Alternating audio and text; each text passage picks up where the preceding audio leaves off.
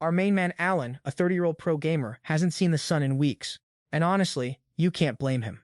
He just completely obliterated a freshly released game. But that game was way too easy, so our boy needed a new challenge to keep him entertained, or he'd literally die of boredom. So, he started scouring the internet for another game to tide him over while he waited for something better. That's when he stumbled upon a game that promised it would never end. Normally, an app automatically downloading itself without permission would usually set off alarm bells. But Alan was so utterly captivated, he didn't even think about hitting the uninstall button. He then checked out the difficulty settings, because our boy demanded the most mentally challenging entertainment possible. So, he naturally cranked it up to the highest setting, Hell Mode, then picked the completely untested summoner class just to make things even more chaotic. And of course, he clicked agree to all the terms and conditions without reading a single word. Too bad one of those tiny clauses mentioned transporting Alan to another world, because in the very next moment he was reborn as a baby in a remote village. A year passed and baby life wasn't nearly as bad as Alan expected. No work, no bills, just two loving parents doting on him 24/7. His dad, Jodine, and mom, Thesia, were exactly what you'd expect. A super kind and gentle couple. But given Alan picked Hell Mode, you just knew this wholesome family was probably doomed to face some insane tragedy sooner or later. One night, after being tucked into bed, Alan started flailing his little baby arms, trying out every familiar command he knew, hoping to open his stats panel, because even though he was officially a summoner, he had no clue how to actually use his powers.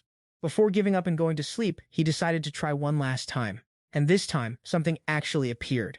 It startled Alan so much he let out a loud cry, sending his parents rushing into the room to check on him. Forced to adapt, Alan quickly hid whatever he'd summoned. Only after confirming their son was fine did his parents leave the room. The moment they were gone, Alan whipped out the mysterious book again. He sighed in relief, finally seeing his stats after a whole year of trying. Just as he expected, for a 1-year-old summoner, all his summoning skills were at the absolute lowest rank. But the book also clarified that they'd level up through continuous use. So, time to get to work. According to his current stats, he could only summon F-rank insects and beasts, which sounded comically weak, so he didn't have high hopes.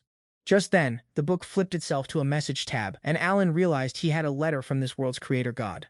The god apologized for the delay in making Alan's status screen. Apparently, the summoner class was still in development, and it took a whole year for him to sort out all the paperwork. Alan couldn't care less about the apology. But if the Divine Development team rushed this class, there had to be system bugs he could exploit. With that thought, he got even more hyped to experiment. He decided to summon an insect first, but quickly realized he had no idea how to activate his summoning skill. Back in his old world, he'd just YouTube a tutorial instantly. But no internet here, so Alan was forced to figure it out himself. After a few minutes of contemplation, he suddenly realized he needed to create an insect skill card first. He tried it out, and it worked perfectly. Now he could finally summon his insect. But right at that moment, his mom walked into the room to check on him again. So Alan had to pretend he was asleep again. The next morning, when his parents were busy with their daily chores, Alan opened the grimoire and finally summoned a grasshopper. The room filled with glittering light. At first, Alan was mesmerized by the beautiful scene, but then a giant grasshopper launched itself right at his face, sending him into a panic. After calming down for a bit, Alan realized it was the grasshopper he himself had summoned. He tried to give it commands, but quickly figured out that even as a summoned creature, it still only had a grasshopper's brain and understood absolutely nothing he said. On the bright side, our little guy Alan noticed that summoning this glorified bug actually buffed his agility and stamina. And honestly, he was absolutely stoked about it. But his little victory dance kinda caught Mom's eye. And the moment she spotted that giant, innocent grasshopper chilling on the floor, she gave it the full stomp treatment, no questions asked. For the next few days, Alan kept messing around with his insect summoning skill, like any self-respecting RPG fanatic. But eventually, even summoning bugs got old, so he decided to branch out and summon some social animals. This time he conjured up a mouse, and wouldn't you know it, just like before. Luckily, Alan was mentally prepped for the tiny creature drop this time, so no more panic attacks.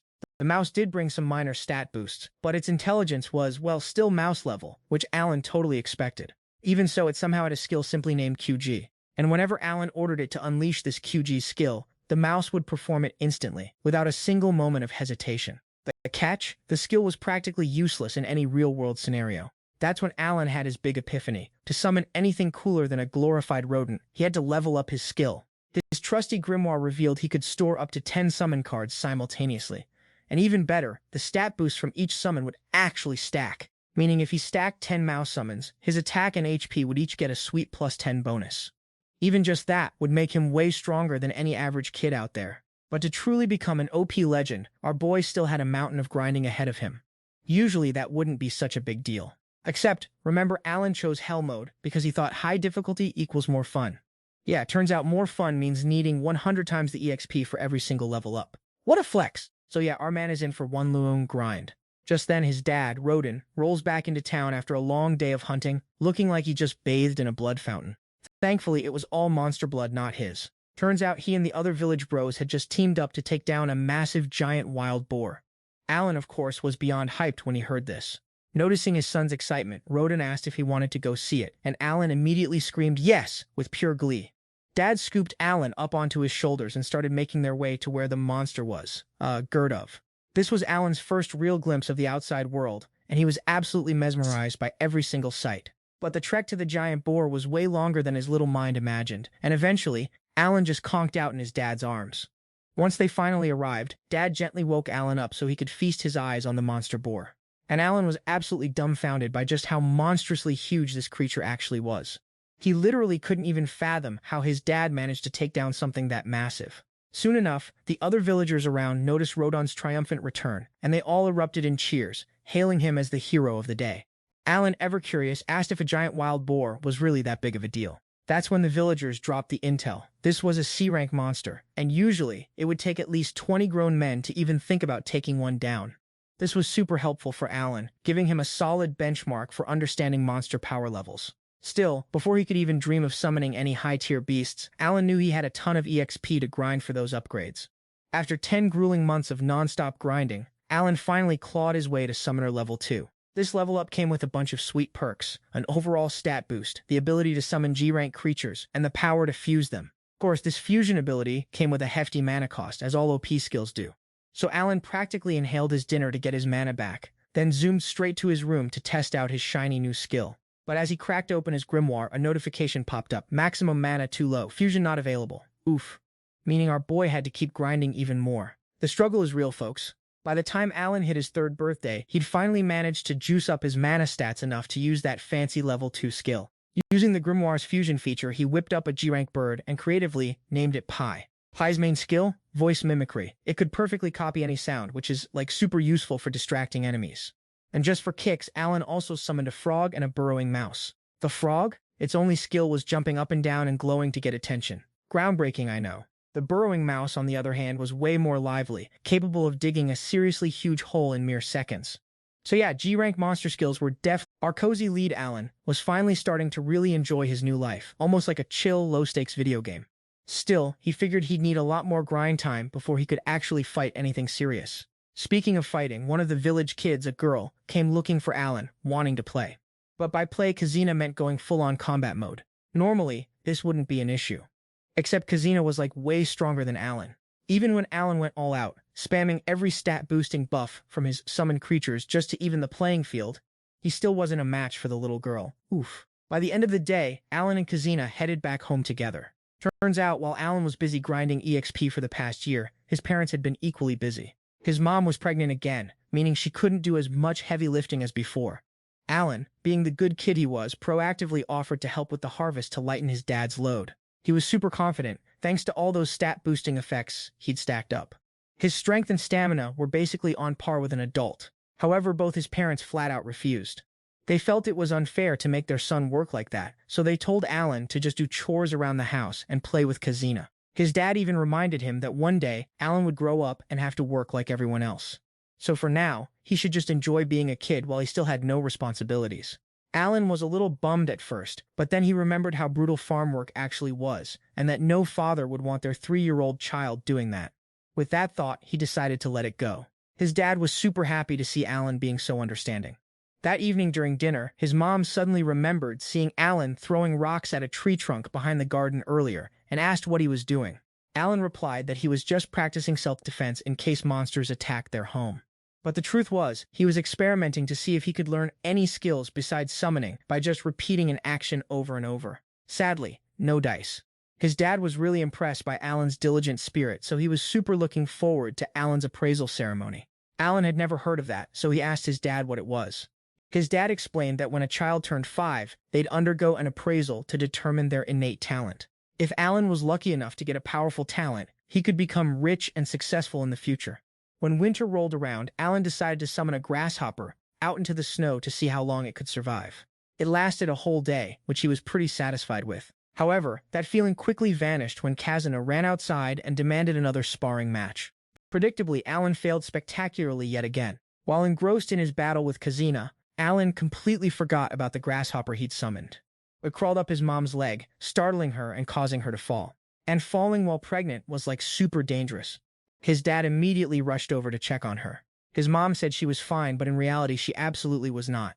That fall had sent her straight into labor. This baby decided it was coming out today, whether anyone liked it or not. Joden told Kazuna to run and get her mom to help out. When she arrived, she immediately helped Tessia through the birthing process. And by the next morning, the family welcomed a healthy baby boy. Everyone was absolutely overflowing with joy. Alan, though, had no idea how he was supposed to feel. He still didn't understand why a game had reborn him into this world. But even if things weren't going as planned, he had nothing left to regret back in Japan anyway. For that reason, Alan didn't feel any dissatisfaction with his current situation. So he decided he'd fully focus on leveling up and protecting his new family. Because to Alan, they were the most important thing. As Alan's power appraisal was about to begin, he asked his dad about the ceremony's process. His dad explained that every kid needs to go through this appraisal at age 5, and if they're lucky enough to snag an outstanding talent, they'll get some serious career boosts later on. But this year, the competition was fierce because a ton of kids, including Kina, were all turning 5. So, the whole crew headed off to the commoner's city for the big appraisal day. Nearing the church, Alan noticed all the other common folk were dressed quite smartly. Compared to them, our boy's outfit looked like he'd just wrestled a trash can. Thinking back, he'd pretty much been rocking this same fashion since birth. So yeah, his family's financial situation in this world was definitely leaning hard into the struggling category. Despite all that, our unbothered MC Alan wasn't fazed in the slightest. A crowd had gathered in front of the cathedral. When the priests finally appeared, some villagers couldn't help but throw shade at the less fortunate folks in their midst. The missionaries quickly shut that down, reminding everyone to watch their mouths, because blessings are bestowed equally upon every individual. Even the humblest, dirt-poor farmer could potentially receive some insanely powerful abilities. After that, the priest told everyone to head inside to start the appraisal. As he walked into the cathedral, Alan noticed 3 statues. He figured those were probably the deities worshipped in this place. One statue represented Elmi, the creator god. Our boy suddenly connected the dots. Elmi was the same executive who'd sent him that apology letter for delaying his job class upgrade way back when. Balam, the village head's precious son, was the first one up for appraisal. The kid was told to touch the crystal orb to reveal his stats. When Balam did it, the stone wall showed he had the merchant profession, making his dad absolutely ecstatic. Alan had pictured something way more grand, but honestly, this whole ceremony was pretty much just like his magic book. The only real difference was it used letters for classification instead of numbers. The appraisal continued on. Some kids landed awesome talents, while others, well, they got nothing. After a few hours, only Kina and Alan were left. It was Kina's turn, and she eagerly ran up to touch the orb, which immediately flared with a brilliant light. Her dad worried the ceremony was glitching out, but actually, the priests were just absolutely flabbergasted by the results. According to the info, Kina had snagged the Holy Swordswoman job class, one of the strongest professions out there. Her dad was so happy he looked like he'd just seen a unicorn riding a rainbow. Kina, on the other hand, had no clue why that result was such a big deal. Alan, however, wasn't surprised one bit, considering he'd been getting clapped by her in sparring for years. Next up, it was Alan's turn. He was told to step forward and touch the orb. For a few seconds, zilch, but then a colossal burst of light suddenly erupted, sending Alan flying backward. His dad immediately rushed over to check on his son. Once he confirmed Alan was okay, he eagerly asked the missionary about his talent. Since he couldn't read and that orb reaction was totally wild, he was really hoping for an amazing result. Plot twist. Contrary to all expectations, the priest declared that Alan possessed absolutely no talent whatsoever. Alan couldn't believe his ears. He knew for a fact he had power. But when he finally saw his scorecard, he realized all his stats were showing up as a big fat E. Our boy immediately started blaming Elmi, thinking this creator god had designed the summoner profession like total trash. At that moment, his dad wrapped his arms around Alan from behind, trying to comfort him, not wanting his son to mope about being called talentless. The father and son headed back home, and the villagers, bless their hearts, still treated Alan exactly the same as always. Even though his talentless status was now public, Alan deeply cherished the love and support from his family. But deep down, he knew he was no incompetent scrub. He could still use his magic book just fine, so Alan figured all his E-rank stats were just him casually playing the game on hardest mode. All the other kids were his age and had pretty similar power levels, so those ranks probably just showed their future growth potential as they leveled up. And because Alan needed 100 times more experience points than the average player to level up, despite his actual strength being pretty decent, most people would probably throw in the towel facing that kind of hurdle. But Alan isn't one of those casual, just here for fun players. He was built to grind through mind-numbingly difficult training arcs. Still, he felt uneasy because his summoning class seemed off. And at the bottom of his results sheet, he found a strange, ominous error code. So Alan casually decided to flood the system's creators with feedback about this little glitch. The next morning, Alan and his parents headed over to Kina's place. But our boy noticed his dad had been acting pretty out of character lately. At Kina's house, everyone was getting ready to throw a party to celebrate her being confirmed as a Sword King. His dad, however, still looked completely miffed. His mom even declared she wouldn't party with him until he chilled out. At first, Alan wondered if his dad was low-key jealous of Kina and her family's success. But he knew his dad wasn't that petty, so there had to be another reason. The two family patriarchs kept bickering until Kina's family finally revealed that Alan's dad had suggested ending their lifelong friendship right before they even sat down to eat. Alan's dad then explained his rather spicy take. Kina was now a full-fledged Sword King, which meant she was definitely piecing out of this cozy little village. And if things went well, she could even become a full-on noble. And when that happened, being tied to a humble farming family like Alan's would only hold her back. Kina's dad understandably blew his top. He totally didn't care about those issues. But Alan's dad insisted he was just doing what was best for Kina. The two dads kept going at it until their wives literally couldn't take it anymore. One mom pinched, the other one punched, just to separate them and force them to simmer down. Alan was pretty surprised to see everyone else so chill about this whole spectacle. So he wondered if their bickering was like a regular Tuesday occurrence. His mom explained that this used to happen all the time, but they always made up, and they got way more mature once they had kids. Turns out, all four of them were literally childhood besties who grew up together in the same village. About 10 years ago, when a new economic development project popped up, they all banded together, decided to move here, and built their homes side by side. Reminiscing about those good old days made their earlier argument feel super childish. A little later, news dropped that a whole squad of knights was already en route, looking to meet Kina. Alan figured the news about Kina being a Sword King was probably spreading faster than a meme going viral. Even though getting scouted by knights was huge news, her dad was still low-key stressed because Kina was way too young to be a knight. Just then, some other kid who also flexed good talent at the ceremony decided to pick a fight with Alan. He basically told Alan, "You talentless F-rank nobody, you have no right to even stand here." Alan, being our unbothered lead, completely brushed off the insult, knowing he still had his secret summoning powers. But Kina could not stand anyone bullying her best friend. Our resident tsundere elf Kina instantly chased the kid off, almost biting his finger clean off before her dad could even intervene.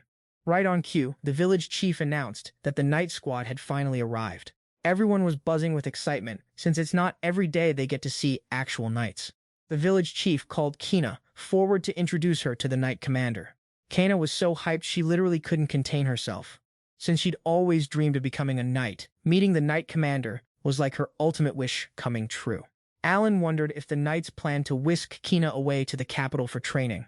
But before the commander could even open his mouth, Kina's dad jumped in. He absolutely refused to let her go, claiming she was still way too young.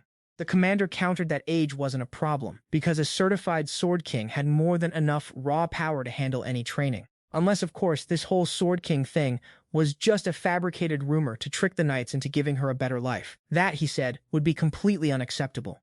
Her dad quickly assured Knight Commander Zenop that he wasn't pulling any tricks, but apparently, words weren't enough when the commander wanted to confirm it himself.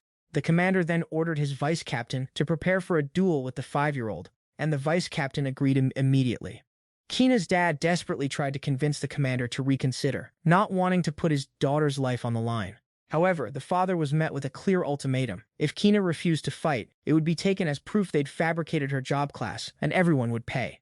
Not just Kina, but her entire family would be executed on the spot. So the knights handed a very real sword to Kina. Most kids her age would be absolutely terrified at the sight of a live blade. But Kina, being our unbothered sword saint in training, just wanted to fight, completely ignoring the danger. The moment she felt a real sword in her hand, she immediately agreed to the match. Both sides prepared, and a knight named Dai stood opposite Kina.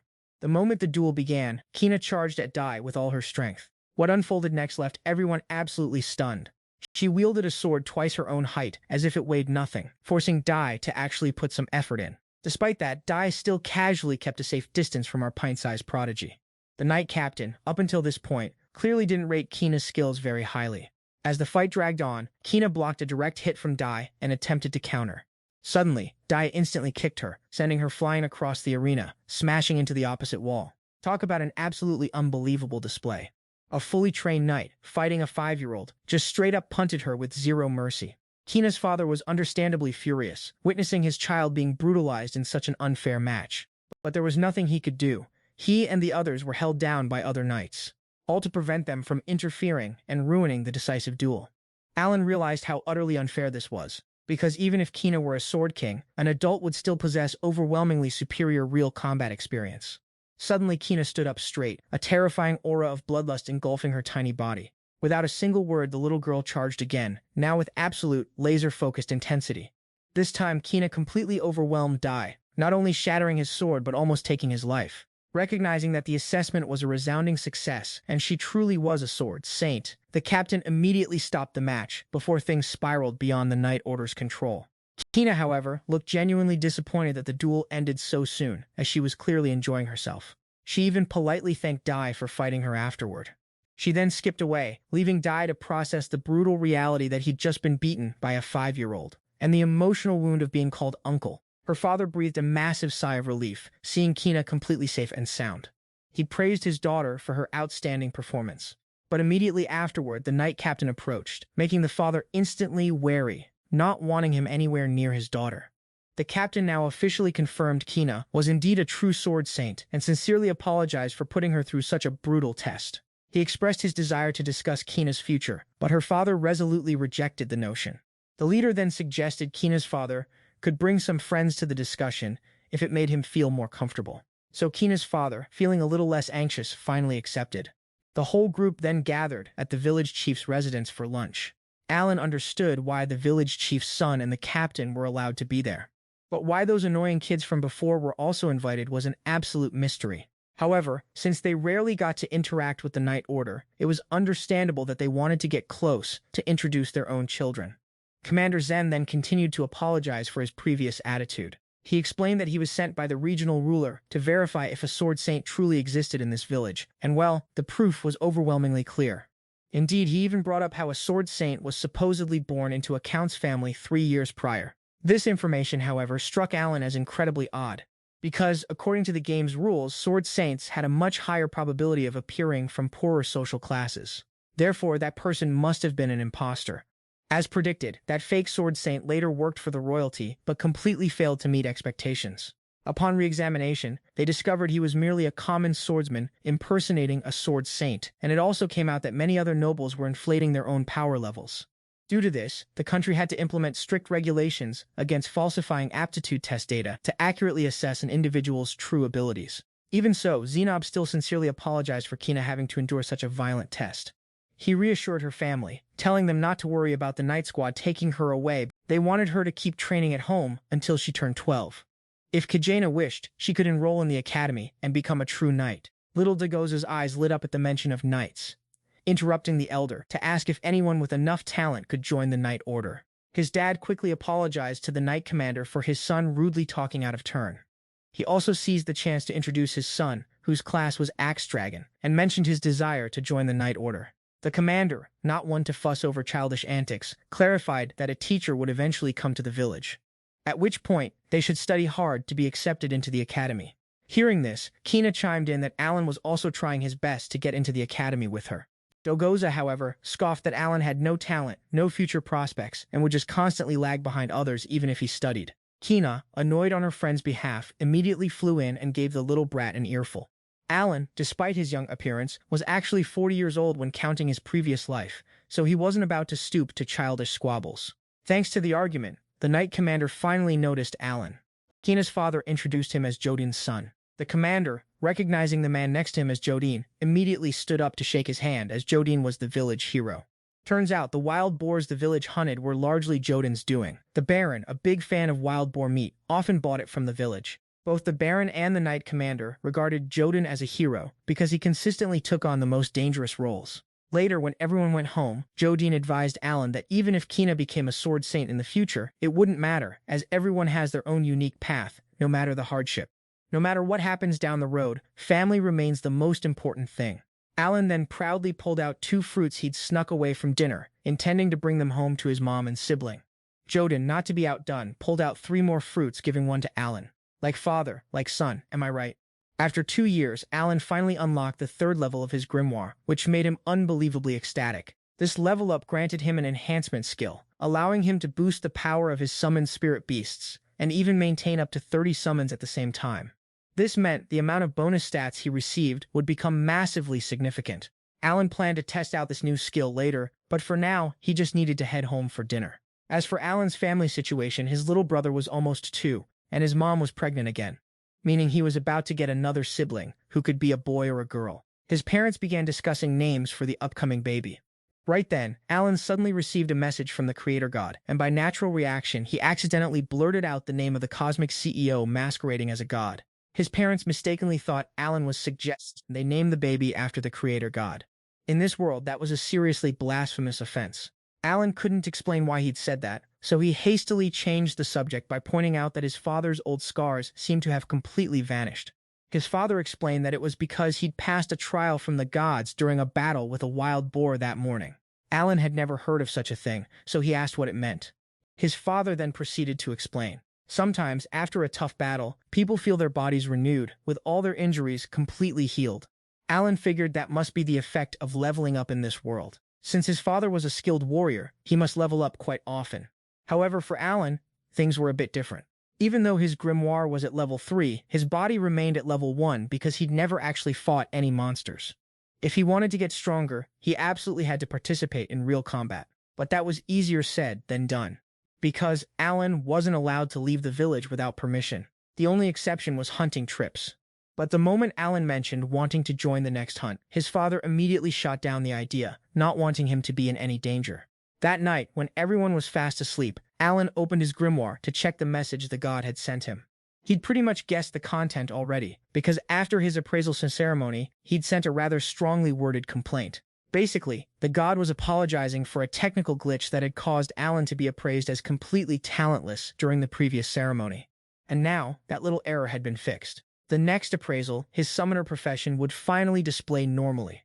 Plus, the benevolent system god also explained that Alan's stats were E rank because he was basically playing on hell mode, but he's actually way more powerful than he seemed. So naturally, a secret super-duper stat section was added just for our boy. Alan checked out his shiny new status board and realized it was way better than anything he could have imagined. Turns out he was rocking a whole bunch of S and A rank stats, practically on par with the legendary Kina. This made him super satisfied with all the hard work he'd supposedly put in. Naturally, Alan decided it was time to casually test out his new OP powers. First up, he wanted to try out his fancy new enhancement skill. He summoned a grasshopper card and activated the skill like it was nothing. The skill directly buffed the grasshopper's stats, but it didn't mess with the bonus stats Alan was getting indirectly. He then summoned the grasshopper out to see what an enhanced summon actually looked like. When it popped out, it glowed for a few seconds. Basically a "hey, I'm enhanced now" notification. But besides the glow, there wasn't really any noticeable difference. However, before Alan could test anything else, his mom casually walked into the room to check on him. The moment she saw the grasshopper, she freaked out and stomped on its head instantly. The next morning, his dad was getting ready to head out for a hunt. While Dad was gone, Alan slipped into the backyard to continue his mad scientist experiments with his grimoire. He tried a ton of different combinations, hoping to unlock some cool new summon. But so far, nothing. I was down to his very last pair of usable cards. Luckily, this last-ditch fusion actually worked, and Alan got a brand new card. But the description just said, grass, which made him seriously doubt how useful this thing could actually be. Still, the silver lining was that this grass summon seemed to have a sweet mana regen effect, letting Alan summon way more times each day. He immediately summoned the grass card to check it out. But what popped out was a literal apple-shaped creature, confusing Alan even more. This little apple had 0 combat skills, but it did have a skill called fragrance. Alan asked it to show off, and instantly, the apple sunk into the ground and sprouted a tiny little branch. From that branch, an incredibly pleasant scent started wafting out. Just at that moment, Alan's mom came out to check on him again. He panicked and told the apple to hide, but it clearly wasn't listening. As a result, she saw the branch, but thankfully she just thought it was a normal twig and didn't suspect a thing. Even so, Alan knew he still needed to do a lot more experiments to fully understand how this apple summon actually worked. Later in the day, Alan continued his usual training session with Kina. Even with all the bonus stats he got from leveling up, he was still absolutely no match for her sheer power. Kina, however, noticed that Alan had gotten way tougher. Hearing that, Alan was totally surprised. He checked his stats again and realized his swordsmanship skill had already hit level 3, thanks to all that non-stop training with Ken. This made him absolutely thrilled, knowing his skills were clearly making some serious progress. Thinking back, Alan suddenly remembered he'd also recently unlocked a dog summon with a bite skill. He really wanted to try it out, but it felt a little unfair to use it on Kina. So Alan spent the rest of the day just throwing rocks at a tree trunk in the backyard, hoping to awaken some random new skill. But things weren't exactly progressing, and he started to feel like this was just a massive waste of time. He also couldn't really train anything else, since most of his time was spent babysitting his little brother. His brother complained he was bored of the rock throwing, so Alan apologized and said he'd do something else after a few more turns. As Alan was getting ready for his final throws, his brother suddenly noticed a bunch of saplings sprouting up next to the house, super surprised because they definitely weren't there yesterday. These saplings were actually the result of Alan activating a whole bunch of apple summons at once, just to grab those sweet mana stats. Thanks to that effect, he could fully recover his mana in just 5 hours, instead of the usual 6. Meaning he could essentially use about 15% more energy every single day. As night fell, everyone gathered for dinner as usual.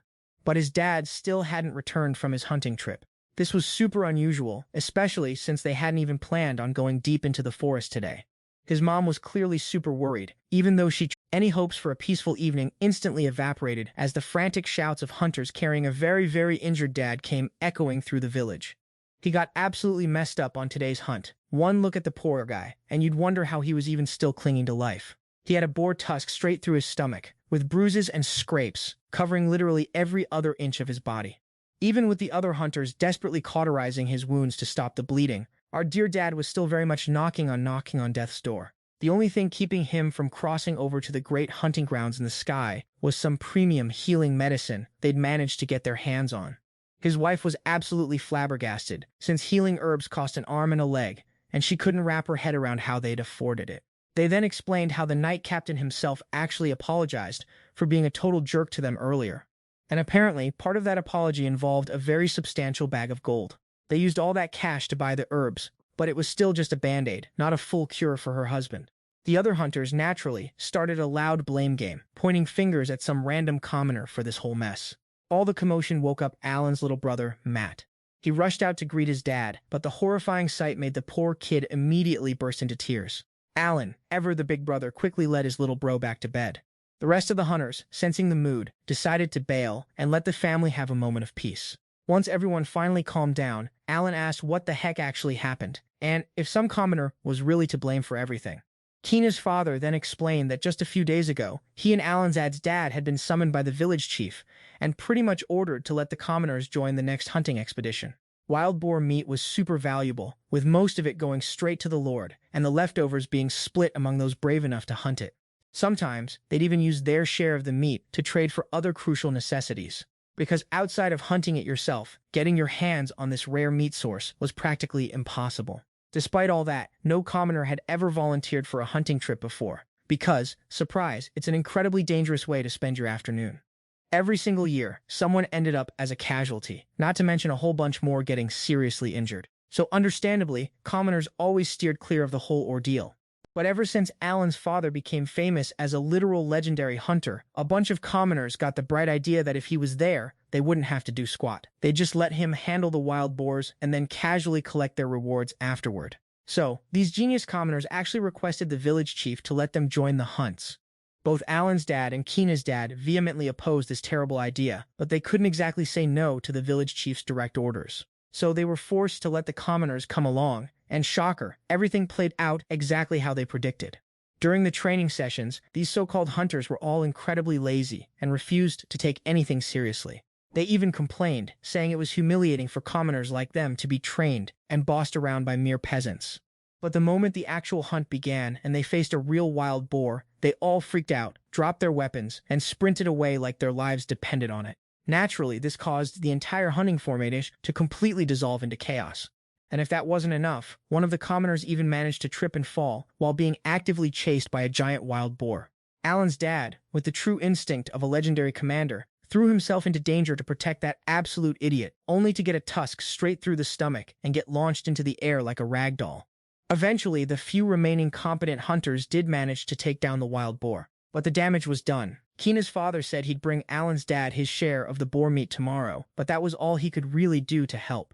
Hearing all this, Alan felt like a total scrub. Up until now, he'd only been focused on grinding his own levels, never really thinking about actually helping his family. The next morning, his dad actually woke up, and everyone was just relieved he was still with them.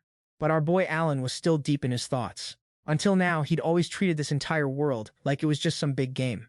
But for everyone actually living in this world, it wasn't as a game at all. It was a brutal reality where they constantly had to fight just to survive. So, he figured he should probably at least start using his actual power to help them out. Not long after, Kina's father showed up with Alan's dad's share of the meat, just like he promised. He breathed a sigh of relief seeing his friend awake, but his condition was still super bad, making it clear he wouldn't be able to hunt for winter. So, Kina's dad offered to share his own winter stockpile with Alan's family. His dad was incredibly grateful, but just then, Alan suddenly spoke up. He declared that he would take on his father's responsibilities himself. Everyone immediately realized Alan was dead serious, so nobody dared to argue. That very morning, Alan wasted no time and immediately got to work, starting by hauling water from the well. Our boy Alan started pulling water non-stop, effortlessly filling 2 massive water containers that were literally taller than he was. The other men nearby, totally missing the point, warned him not to overdo it, reminding him that all that water was super heavy for a kid his size.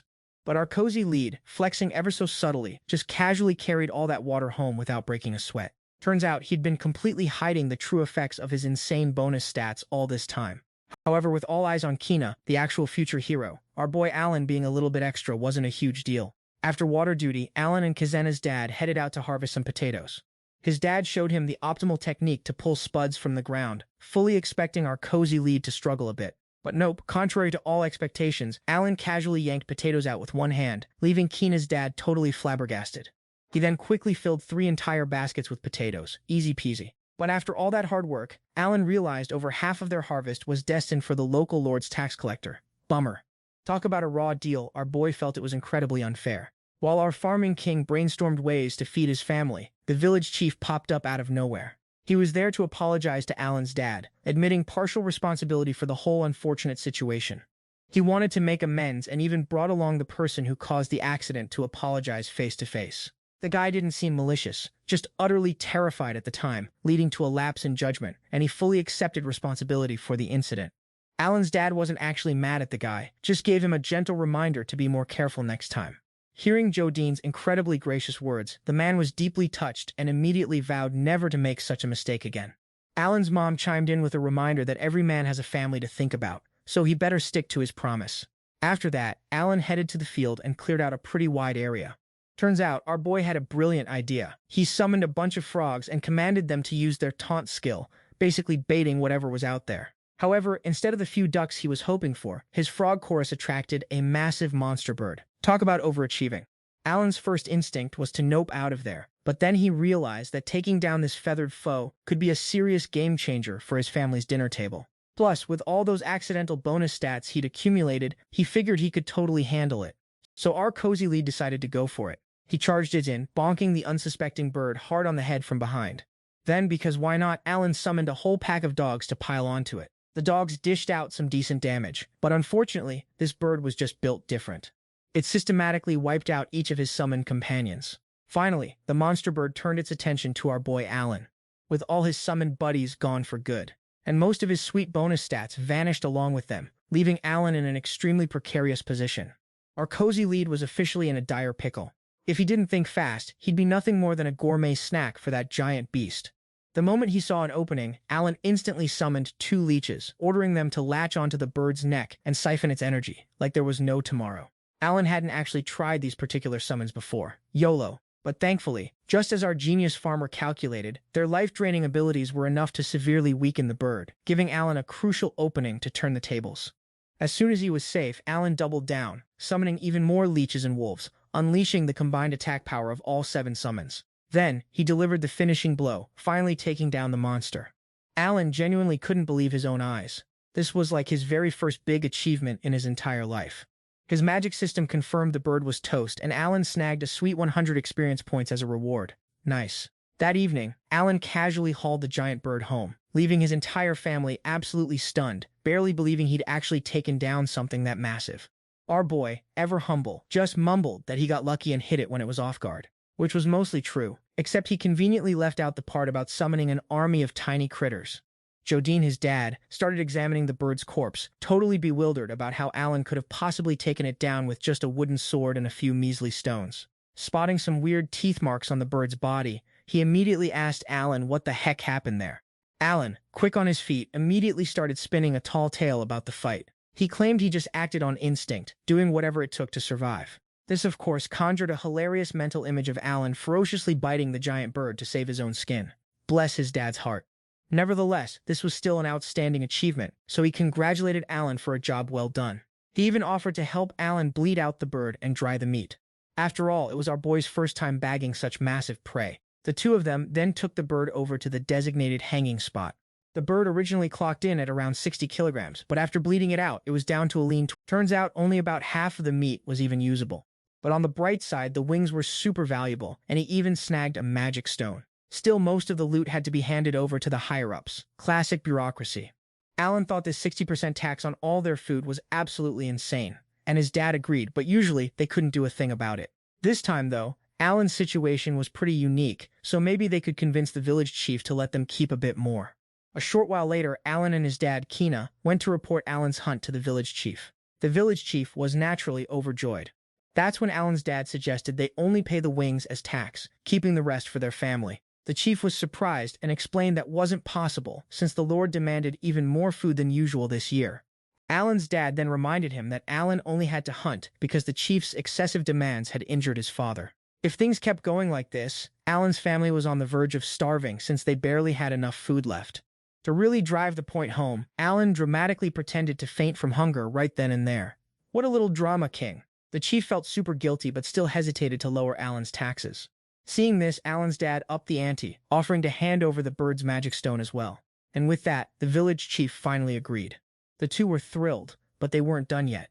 Alan then pushed his luck, asking if he could keep all the meat minus the wings if he hunted more birds later.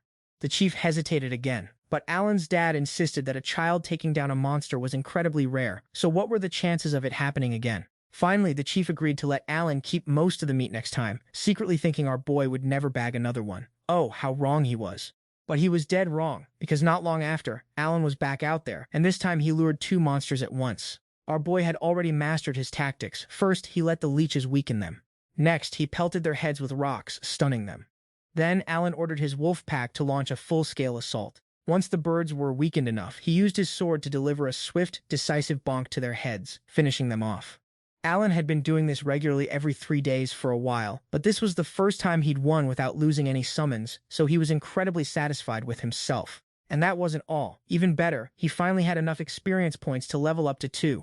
Super excited, Alan pulled up his status screen to check his stat boosts. The results showed that all his parameters had increased significantly. Even though the numbers were a little lower than he hoped, it was still a huge boost, leaving him feeling pretty content. It had taken Alan years to gain just 1 level before. But with this new milestone, he felt it was time to tell his family the truth. A short while later, Alan carried home 2 more birds. His dad was absolutely stunned to see him take down 2 at once. Still, he could tell something was different about Alan today. However, Alan still had a lot on his plate, including a sparring session with Kina, so he took off before his dad could even ask him more questions. With this hunting spree, Alan had now taken down a total of 10 birds. That haul was definitely enough to get his family through the winter. Alan wanted to keep hunting to see if he could level up again, but he doubted he'd find enough birds in such a short time. Thanks to his stat increases, Alan could now keep up with Kina much more easily during their training. But one moment of distraction was all it took for Kina to exploit an opening and bonk him on the head from behind. That evening, Alan called a family meeting. Once everyone was gathered, he dropped the bombshell. He wasn't actually useless. He couldn't go into detail, but he explained that as a baby, he'd received a divine prophecy. Because of this, he was smarter and stronger than average, but he had to work exponentially harder than anyone else to get even stronger. Alan's parents believed him but were heartbroken, as what he described sounded exactly like a curse. They weren't wrong, of course. It was just the price Alan had willingly chosen when he embarked on this hardcore path from the very beginning. Alan added that the reason he was seen as useless was because his abilities were so new. The current appraisal system simply couldn't recognize them yet. His parents were absolutely stunned and asked if Alan truly possessed a natural gift. Alan replied that he wasn't entirely sure what his own abilities were just yet. Our cozy lead, Alan, almost spilled the beans about his literal summoning powers, but decided against it, not wanting to deal with the chaos of people finding out he could command living things. While they didn't quite grasp the extent of his cheat-tier powers, his parents were just relieved. Their kid wasn't completely useless after all. It finally clicked why Alan had been spending all his time casually flinging rocks at trees and hunting monsters like it was a sport. Still, a heads-up would have been nice, our unbothered MC's parents thought. Dad, ever the practical one, asked Alan what his next big power-up move was. Alan, of course, declared he'd just keep grinding until he was even more absurdly OP. His father, a true supportive NPC, told him to just ask if he needed any help on his quest to accidental sovereignty. But for now, maybe keep the whole summoning divine beings thing on the down low, unless he wanted to be accused of impersonating a god. Although spilling the beans to Keena's dad might be okay since he's super discreet. Plus, Alan's dad was dying to humble brag about his OP son to him. The next day, the first snow fell, signaling it was time for Alan to flex his hunting prowess and trade his accumulated bird meat. His father, acting as his seasoned mentor, would go with him to show him the ropes. He'd also bring some of his own accumulated wild game, just showing off before winter hit. Luckily, no more random incidents popped up, as long as our unbothered MC didn't accidentally flex on any commoners. The hunting trips usually went absurdly smoothly, as expected for someone with plot armor. Hearing this, Alan, our cozy lead, naturally wondered what made a serf like him different from a regular commoner. Keena's father laid it out. Commoners were basically the premium tier, with better social standing and a completely different tax bracket. Serfs basically handed over all their hard-earned harvest, while commoners just casually dropped a single gold coin per head, per year. Alan, ever the aspiring flexer, then asked if serfs could level up to commoner status. Keena's father confirmed it was possible, but it required a truly absurd amount of cash to buy that sweet social mobility. Alan did the math, with his mom expecting upgrading the whole fam to commoner status would cost a fortune, but our determined MC just added it to his growing list of accidental achievements. For the rest of the day, Alan shadowed Keena's father, learning the subtle art of price gouging and valuation for his gourmet bird meat. By day 2, our naturally talented MC had already mastered the market and was ready to solo the trading game. A simple bag of salt could snag him a few pieces of dried meat, with said bag only costing a couple of silver coins. So basically, one piece of meat was worth about one shiny silver coin. In the convoluted fantasy economy, one gold coin equaled a lot of silver. To afford that family status upgrade, Alan needed to hunt a ludicrous amount of bird meat. We're talking hundreds of pieces. That number sounded absolutely massive, but our confident country boy figured he could knock it out in just a couple of years. Alan's next stop on his accidental empire-building tour was the local apothecary. He casually asked if they stocked any of those fancy magic recovery potions, for his accidental OP self. The shopkeeper, clearly unimpressed, said they didn't deal in such high-tier expensive stuff, so Alan pivoted, asking about common healing herbs instead. Hearing that, the shopkeeper's face instantly dropped, like he'd just remembered a painful backstory. Turns out, he was flashing back to a dark day when someone desperately begged for medicine to save their friend. And guess who that desperate soul was? None other than Keena's father. Those herbs were premium tier, but Keena's dad was broke, so he literally got on his knees, begging for a discount and promising to pay up later. Seeing the man's sheer desperation, the shopkeeper, surprisingly, had a soft spot and helped him out. Thankfully, Keena's father actually kept his promise and returned later to pay off his entire debt. Even though the shopkeeper was probably sweating bullets, thinking he'd been scammed. Alan, realizing the shopkeeper's kindness had literally saved his dad, thanked him profusely for his past good deed, and offered a piece of his gourmet bird meat as a casual thank you flex. Strolling down the street, Alan spotted a weapon shop and was genuinely shocked to learn that just one piece of equipment could cost a literal family fortune. While our MC was busy calculating his next accidental fortune, Dog, this local bully, sauntered over to stir up some drama. Dog, acting all high and mighty, tried to strong-arm Alan into becoming his personal lackey. Our unbothered MC wasn't having any of that disrespect. He casually dropped his bags, pulled out his trusty wooden sword, and pointed it straight at Doguza. Alan could have folded him instantly, but wanting to be fair, he told Doguza to go grab his own weapon first. Doguza, bless his heart, actually agreed and scurried off to find himself a stick. He probably thought he had the upper hand, but thanks to Alan's brutal training with Keena, our MC's skills were on a completely different plane. Unsurprisingly, Alan won easily, and by spring, Dog was practically a regular at Alan's house, begging for training. Even though Dog was still F tier, he also trained with Kina. Kina, ever the kind instructor, went much easier on Dog than Alan ever would, since he was still a newbie. While Alan was just chilling and observing, Dog tried to cheap shot him, but our MC's plot armor reflexes made Dog trip over himself and smash his own knee. That night, Alan's father and Kina's father returned. Looking, our village chief and some local lord just dropped a new tax on them. Way more hunted beasts this year. And to make things worse, this lord decided all the regular folks had to go hunting too. Given how things went last time, the dads strongly protested, but you can't really tell a high and mighty lord no. So, they just had to accept, crossing their fingers that things wouldn't go completely off the rails. That's when Alan piped up, saying he had a plan, because, let's be real, these newbies wouldn't be much help out there. But our boy Alan, with his vast RPG experience, believed he could turn even the most useless villager into a pro. So, he volunteered to train the commoners before the hunt. The next hunting day, Alan's dad brought him over to meet the other seasoned hunters. He announced they'd be testing out one of Alan's proposed hunting methods today. However, he made it crystal clear. Alan was only allowed to observe and absolutely not get involved in the actual fight. Alan had agreed to this beforehand, but he still felt a bit bummed that his dad wouldn't let him jump into the fray. He was just so eager to fight and, level up. But his dad was firm, so Alan reluctantly accepted his limited role. His core mission for this whole endeavor was to train these newbies to actually be able to protect themselves. Because our boy Alan definitely didn't want a repeat of last time's chaos. Speaking of which, the kid who caused Alan's dad's last injury came over to apologize yet again. He told Alan that if any problems popped up today, he didn't want to risk his neck protecting him. He just needed Alan to focus on doing his part correctly. And if he could manage that, hopefully, they'd all make it out without too many issues. After that pep talk, the whole group ventured into the forest to hunt for some prey. This was also Alan's first official permission to go beyond the village walls into the actual forest, so he was absolutely hyped. Once they reached their spot, they went over the plan and told everyone to take their positions. A few of the new guys were assigned the glorious task of being bait to lure a wild boar out of the bushes.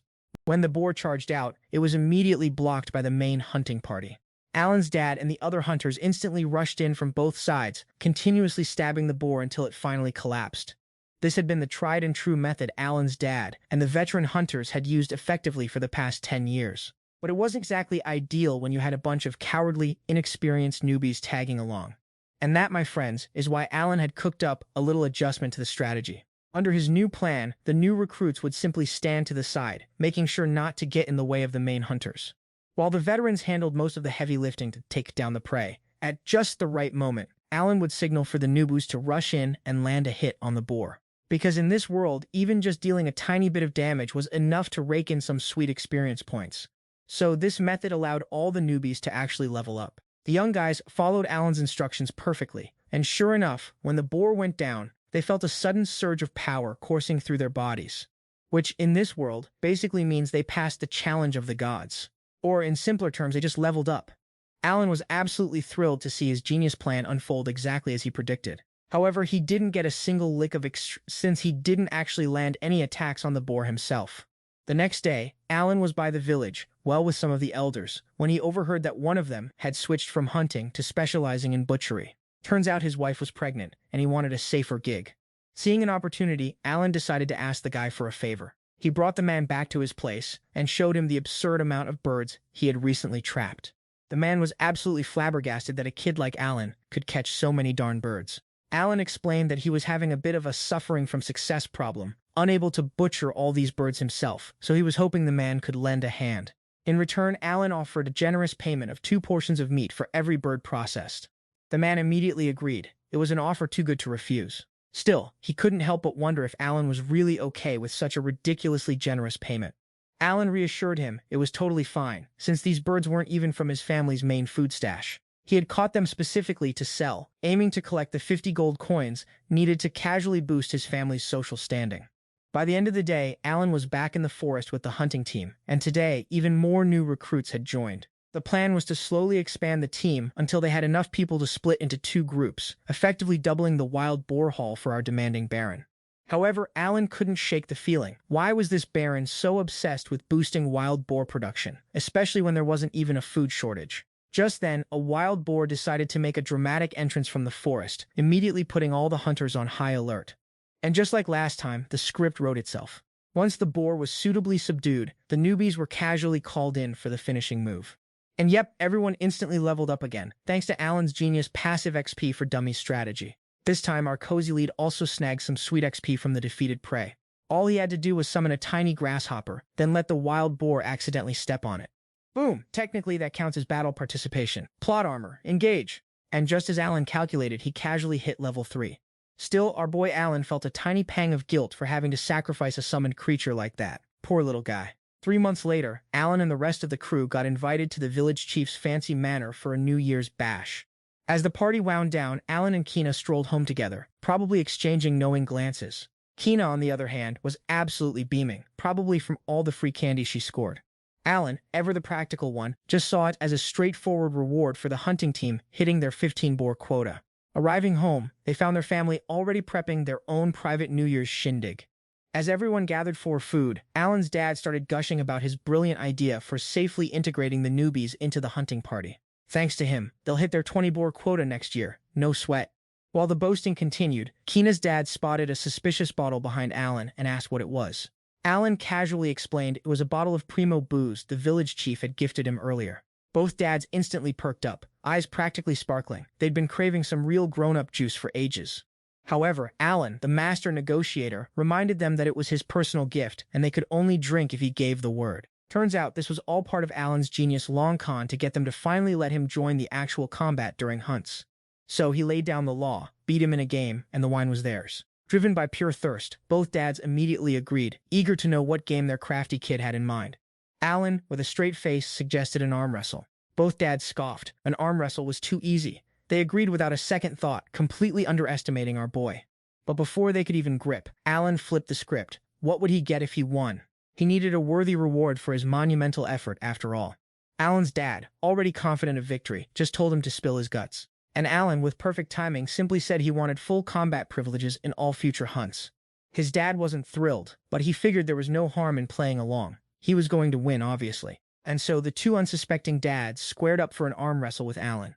Kina's dad went first, supremely confident he couldn't possibly lose an arm wrestle to a 7-year-old. Too bad for him, Alan had secretly stacked all the strength buffs from his summoned creatures. He's basically a walking cheat code. When the match began, Alan matched him blow for blow, then casually overpowered him for the win. Kazena's dad was absolutely flabbergasted. He lost? Alan's own dad, however, had a sneaking suspicion this might happen, given all the bizarre stuff Alan had pulled lately. But he still firmly believed Alan couldn't pull the same trick on him. After a quick breather, Alan's dad confidently locked arms with our cozy lead. Just like before, Alan was evenly matched at first, but this time he slowly got overpowered and ultimately lost. Alan, ever the analyst, figured Kina's dad was probably B-rank strength, while his own dad was definitely C-rank, making his loss perfectly logical. As promised, Alan handed over the wine, but he silently vowed to himself, one day, he'd be strong enough to casually one-shot his dad in an arm wrestle. Later that year, Alan finally leveled up his summoning skill again, unlocking a whole new batch of E-rank summoned creatures. He still needed to figure out exactly what kinds of summons he had, but with his casually abundant mana, Alan had plenty of juice for some experimental summoning. The buffs from E-rank summons would obviously be way beefier than his old F-rank crew. Therefore, Alan was absolutely convinced he could now totally dominate his dad in an arm wrestle.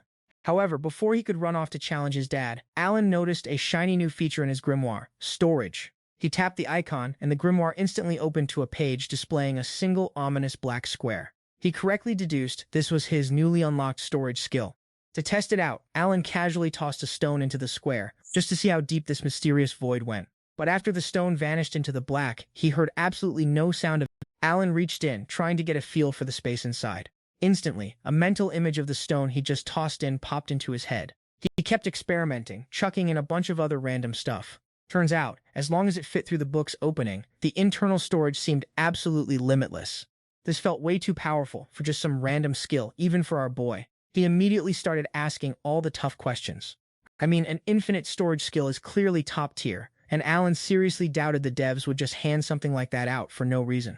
Usually, when you get an item or skill that seems super useful, it's pretty much guaranteed to become absolutely essential real soon. So our cozy lead knew he had to figure out what this skill was really for. Putting that on the back burner, Alan decided to try out his newly acquired E-rank summons. He tried calling one out, but nothing happened. Alan was totally baffled because he was certain he had enough mana to summon. Just then, the system casually dropped a notification. He needed E-rank magic stones to summon E-rank creatures. Our boy had no idea it required magic stones, but lucky for him, he suddenly remembered he still had a stash from wiping out those pesky monster rabbits around the village. So he grabbed them, headed outside, and tried summoning an E-rank creature again, but still no dice. That's when Alan remembered the infinite storage space and got the bright idea to toss the magic stones in there to activate the summon. And naturally, because he's our OP lead, it totally worked.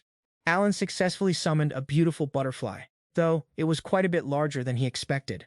Just then, Alan's mom waltzed over to check in on what he was up to. Since she was terrified of insects, Alan wasn't about to risk her seeing a giant butterfly like that. He quickly hid it behind his back, simultaneously cooking up an excuse to avoid making his mom suspicious. Afterward, Alan decided to head to the fields to try out his next summon. And thankfully, he did. Because the creature that popped out this time was a saber-toothed tiger, looking absolutely terrifying in real life. Alan then tried fusing the butterfly with the tiger to see what would happen, but got zero reaction. He tossed a few more magic stones into the storage, and this time, the fusion finally took effect. However, Alan quickly realized that if he wanted to keep experimenting with more summons, he'd need a much larger supply of magic stones. That evening, during dinner, Alan casually asked his dad if there were any monster rabbits left around the village. His dad replied that all those pesky rabbits had been wiped out ages ago. A few years back, they dug a moat around the village to get rid of most of the monster rabbits, since they were too dangerous for the kids. If monster rabbits were indeed extinct around the village, then Alan absolutely had to find another way to farm magic stones. The next day, during training, he decided to ask Balomat about magic stones. Balam explained that magic stones were mainly used to power magical items. As for E-rank stones, they were pretty much considered useless, so you'd often find them just lying around on the ground. Alan had never even considered just picking magic stones right off the ground, but now he knew. He realized he had a lot of work ahead of him. Before long, Alan had amassed enough magic stones to unlock all his new summons. He started envisioning the sheer power he'd gain if he kept progressing. Alan's summoning ability essentially let him solo the entire role of a typical party by himself. With countless creatures at his command, he'd become ridiculously strong, an unstoppable force. The village chief invited Alan's entire family over for dinner, and also dropped the news that the Baron planned to visit the village next month. Apparently, the Baron wanted to personally observe a boar hunt.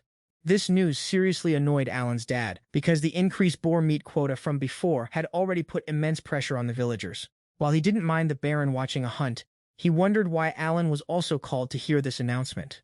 That's when the village chief revealed he wanted Alan to act as the Baron's guide for his entire stay. Alan himself had absolutely zero interest in having to entertain some high and mighty noble.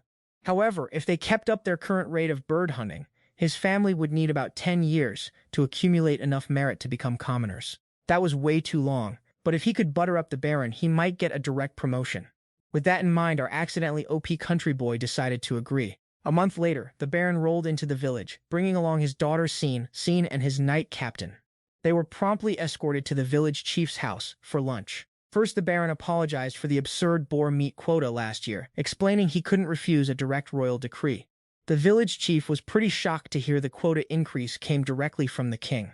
However, the Baron made it clear that the real schemer behind all this was the local bully, Viscount Sino. He deliberately brought up boar meat in front of the king, just to provoke his majesty into ordering an increased supply. Soon the dishes were served, and both the Baron and Scene were absolutely floored by the incredible taste of the meat. The Baron asked the chief for the dish's name, but he just stammered, unsure how to answer. Alan then spoke up, casually explaining it was meat from a bird he'd hunted and prepared the day before. He'd prepared it specially so the Baron could enjoy the absolute freshest of ingredients. Impressed by Alan's polite demeanor, the Baron asked if he was the village chief's son. The captain, remembering Alan from their last visit, recognized him as the son of Jodin, the legendary OG boar hunter. The Baron, increasingly impressed with Alan, then asked if his family had ever been knights. The chief regretfully replied that Alan and his family were in fact just humble serfs. Hearing this, Scene immediately flared up, declaring the chief shouldn't let a filthy serf into the guest room. But her father scolded her sharply, firmly stating that serfs were also vital members of the fief. She was absolutely not allowed to treat them like trash. Sane was forced to apologize, but Alan could feel it in his bones that she'd be causing him more trouble down the line. Thankfully, unlike his daughter, the Baron was quite rational when Alan offered to lead them on the hunt tomorrow. He thanked Alan for volunteering and expressed his great anticipation. The captain suggested that if the 20 boar quota was too difficult, he could let his knights handle the hunting. The Baron thought that was a good idea too, not wanting to put any more burden on the villagers. But Alan immediately stepped in to shut that down. He calmly asserted it wasn't necessary at all, as they were perfectly capable of meeting the quota. The next morning, the Baron's carriage was all set. The Baron tasked the captain with protecting Scene should anything unexpected happen during the trip. They quickly made their way into the forest. Upon arrival, Alan led them to a pre-built watchtower so they could observe the boar hunt from a safe distance. He escorted everyone up to the elevated observation point. Sane seemed really excited by the scenery, as she'd never seen so many trees before. A little while later, Jodine and the other warriors appeared. The Baron was surprised to see them all geared up in armor. Alan explained that the villagers had ingeniously used boar hides from last year's hunts to craft various tools and equipment, making their hunts much smoother and more efficient. As the hunt began, the Baron noticed a few unarmored warriors rushing straight into the forest on their own. Alan explained that was the decoy team, whose job was to lure the boars out from deep within the forest to the hunting ground. He added that if they wanted to see the actual hunt, they'd need to wait patiently for a while, as luring the boars usually took a good amount of time. While they waited, the captain asked Alan about Kina's situation, and Alan replied, "She's doing well." The captain was pleased to hear this and mentioned he'd send a tutor to prepare her for the academy entrance exams in the spring. Alan barely suppressed a chuckle, imagining Kina having to sit still and study seriously, instead of getting into her usual shenanigans. Just a moment later, the decoy team reappeared, with a massive boar charging right behind them. Everyone immediately scrambled into position. They used their specialized boar-hide shields to encircle and force the beast into the center. Alan explained these shields were crafted from the toughest parts of the boar hide, making them almost completely impenetrable. Once the boar was subdued, the assault team moved in, beginning to stab it from both flanks. Simultaneously, the Longspear team, made up of the least experienced hunters, also joined in to assist. However, Sane was completely unprepared for the bloody reality of a true boar hunt. Watching blood splatter everywhere, she quickly started to feel sick to her stomach. Jodine then delivered the final blow, a swift slash to the boar's neck. The sight was simply too horrific, and Sane immediately fainted on the spot. As the boar finally collapsed, the Baron and his captain both admitted that the fighting prowess of these village warriors was seriously impressive. But because this is a story, right on cue, a thunderous roar ripped through the forest, and 2 more wild boars came charging in. Sensing things were about to get chaotic, the Baron ordered his knights to be ready to intervene. But our boy Alan just calmly told the Baron to chill, because his squad could easily handle both at once. Jodine quickly ordered the team to split into 2 groups to tackle each boar separately. Alan quietly thought to himself that just a few years ago, this would have been an impossible feat. The main reason was having to hand over 60% of their spoils as taxes. Instead of keeping materials to craft gear, they were forced to trade everything just to survive. However, thanks to more efficient hunting tactics, they now had more autonomy in allocating resources. With their improved equipment, they were more than capable of taking down 2 boars simultaneously. In just a few minutes, the remaining 2 boars were also dispatched. Shin, who had just barely regained consciousness, saw a geyser of boar blood and immediately passed out again. Classic. The Baron was incredibly impressed that they had taken down 3 boars in just one day. At this rate, they only needed to hunt 17 more to meet their quota. But Alan clarified that they actually only needed 10 more. Because before the Baron even visited, they had already bagged 7 others. Hearing this, the Baron felt a wave of relief, realizing the quota wouldn't be as crushing a burden on the villagers as he feared. Seizing the moment while the Baron was in good spirits, Alan presented a few requests. First, he asked for permission to craft more shields from the wild boar hides for future hunts. The Baron had no objections. Alan's second request was permission to trade for wine from outside the village. This time, the Baron was curious why Alan specifically wanted wine. Alan, ever the strategic one, explained that hitting the quota meant an insane amount of meat, and he was worried about crashing the local meat market with their abundance. So, he wanted to trade some of the excess meat for wine to boost the villagers' morale.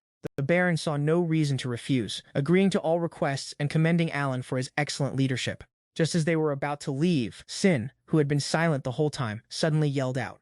Alan told her not to get a big head just because her dad praised him. But right after saying it, she almost fell off her horse, completely ruining her dramatic entrance. Not long after, all 3 were summoned to the Baron's manor. The Baron was so impressed by their previous performance that he wanted to bestow a reward. Alan was buzzing with excitement, already guessing what was coming. Sure enough, the Baron announced that 2 families would be elevated to commoner status. Both fathers couldn't believe it, never having imagined such a thing was possible. Alan, meanwhile, was over the moon. Now he could keep all his hard-earned cash, and more importantly, he was finally free to dip out of the village whenever he wanted. The first thing he planned to do was head to the White Dragon Mountains. The Baron added that anyone who had participated in hunting over the past 10 years would also be promoted to commoner status. He therefore asked Jodin to compile a list of all eligible individuals. The Baron was confident that meeting the quota was no longer an issue, so he could return to the capital with peace of mind. However, his butler reminded him there was still one more thing. The Baron had almost forgotten that the king wanted to use Alan's village as a model for others because of their recent prosperity. Therefore, he asked Jodin to recount the origin of the wild boar hunts. Hearing this, Jodin looked a bit awkward. About 13 years ago, 100 serfs came here to clear land on the king's orders. They toiled for 3 months to make this place habitable. But just as things settled down, a giant wild boar attacked, destroying all their winter food reserves. If they didn't do something, they wouldn't survive the year. It was then that Jodin proposed hunting the boar for meat, and everyone agreed. At that time, they had no weapons, just their trusty shovels and hoes against an apocalypse-level threat. Miraculously, they still managed to take it down. The Baron respected Jodin's story, but couldn't quite grasp why he was so sensitive, especially since that initiative laid the groundwork for their village's prosperity. Kina's father explained that a close friend of Jodin's had died during that hunt, leaving him with an unshakable sense of guilt. Sympathizing deeply, the Baron wanted to repay Jodin and told him he could make any request. Our boy Alan was super excited, even hinting to his dad to ask for some top-shelf booze. But Jodin, being the good dad he is, asked for Alan to work at the Baron's mansion, even if it was just as a simple hall servant.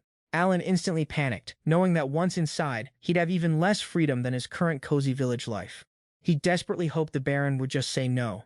Instead, the Baron declared Alan was far too skilled to be just a hall servant, and officially hired him as a main retainer for the entire estate. Scene immediately flared up, absolutely fuming that a dirty peasant would even be allowed inside her mansion. The butler calmly reminded her that Alan was now technically a free commoner. Alan wanted to refuse, but seeing his dad's overwhelming joy, he couldn't bring himself to crush his hopes. The next day, Alan was all dressed up and ready for his first day on the job. His family was a mix of pride and sadness, happy for his opportunity but heavy-hearted about him leaving. Kina, a resident tsundere in the making, was the saddest, absolutely dreading the thought of being away from Alan. To cheer her up, Alan challenged her to one last friendly sparring match. That idea instantly put a spark back in Kina's eyes. As the match began, everyone expected Kina to absolutely dominate him, just like she always did. But this time, Alan had secretly dumped all his skill points into agility, making him fast enough to keep up and even outpace Kina, despite her being a high-level swordmaster. Alan finally won, casually placing his sword against Kina's neck, leaving her absolutely stunned by her very first defeat. Alan just smiled, suggesting they call it a draw for now, promising a true rematch later to determine the real victor. The time for goodbyes finally arrived, with everyone bidding him farewell one by one. Even Dugoza showed up, gifting Alan a sturdy fruit knife. His parents then walked him to the village gates. On the way, his father reminded him that being a retainer was just the start, and hard work would lead him far beyond. At the gates, the village chief had a carriage ready to take Alan, Scene, and the Baron to the city. The carriage ride was, predictably, a tad awkward. Sane wouldn't even deign to glance at him, and Alan had no idea what to say to the Baron. Still, our boy vowed to adapt and turn this seemingly unwanted opportunity into a major stepping stone for his future. Fast forward to the new daily grind. Our story opens with Alan casually carrying Lady Sin on his back, trying to pick fruit in a garden. Sin was trying her best to reach those ridiculously high fruits, but it wasn't going so well. Alan, being the ever-helpful protagonist, suggested Sin stand on his shoulders to reach, and boom, success. But the moment she bit into it, her face crumpled in disgust. Turns out it was ridiculously sour. Even though Alan had just reminded her that the higher the fruit, the sourer it tended to be. With the full authority of a spoiled young lady, Sin declared she wanted to eat Bo to cleanse her palate, and commanded Alan to immediately go to the market to buy some. Alan, ever the obedient servant, quickly accepted the order and prepared to head out. Just then, a bizarre flying vehicle appeared in the sky, immediately grabbing Alan's attention. He gasped in pure amazement, thinking he was looking at some kind of giant hot air balloon. However, Sesson swiftly corrected him, calling him silly and explaining it was actually a magic airship. She seemed genuinely surprised that Alan had never seen one before. Alan explained he'd heard tales and seen smaller magical contraptions like clocks or lamps, but a colossal magic ship like that? This was his first time seeing one in person. Sin didn't let him get distracted for long, immediately reminding him that after his little sightseeing tour, he'd better remember to head straight to the market. The next morning, Alan woke up in his cozy room feeling incredibly refreshed.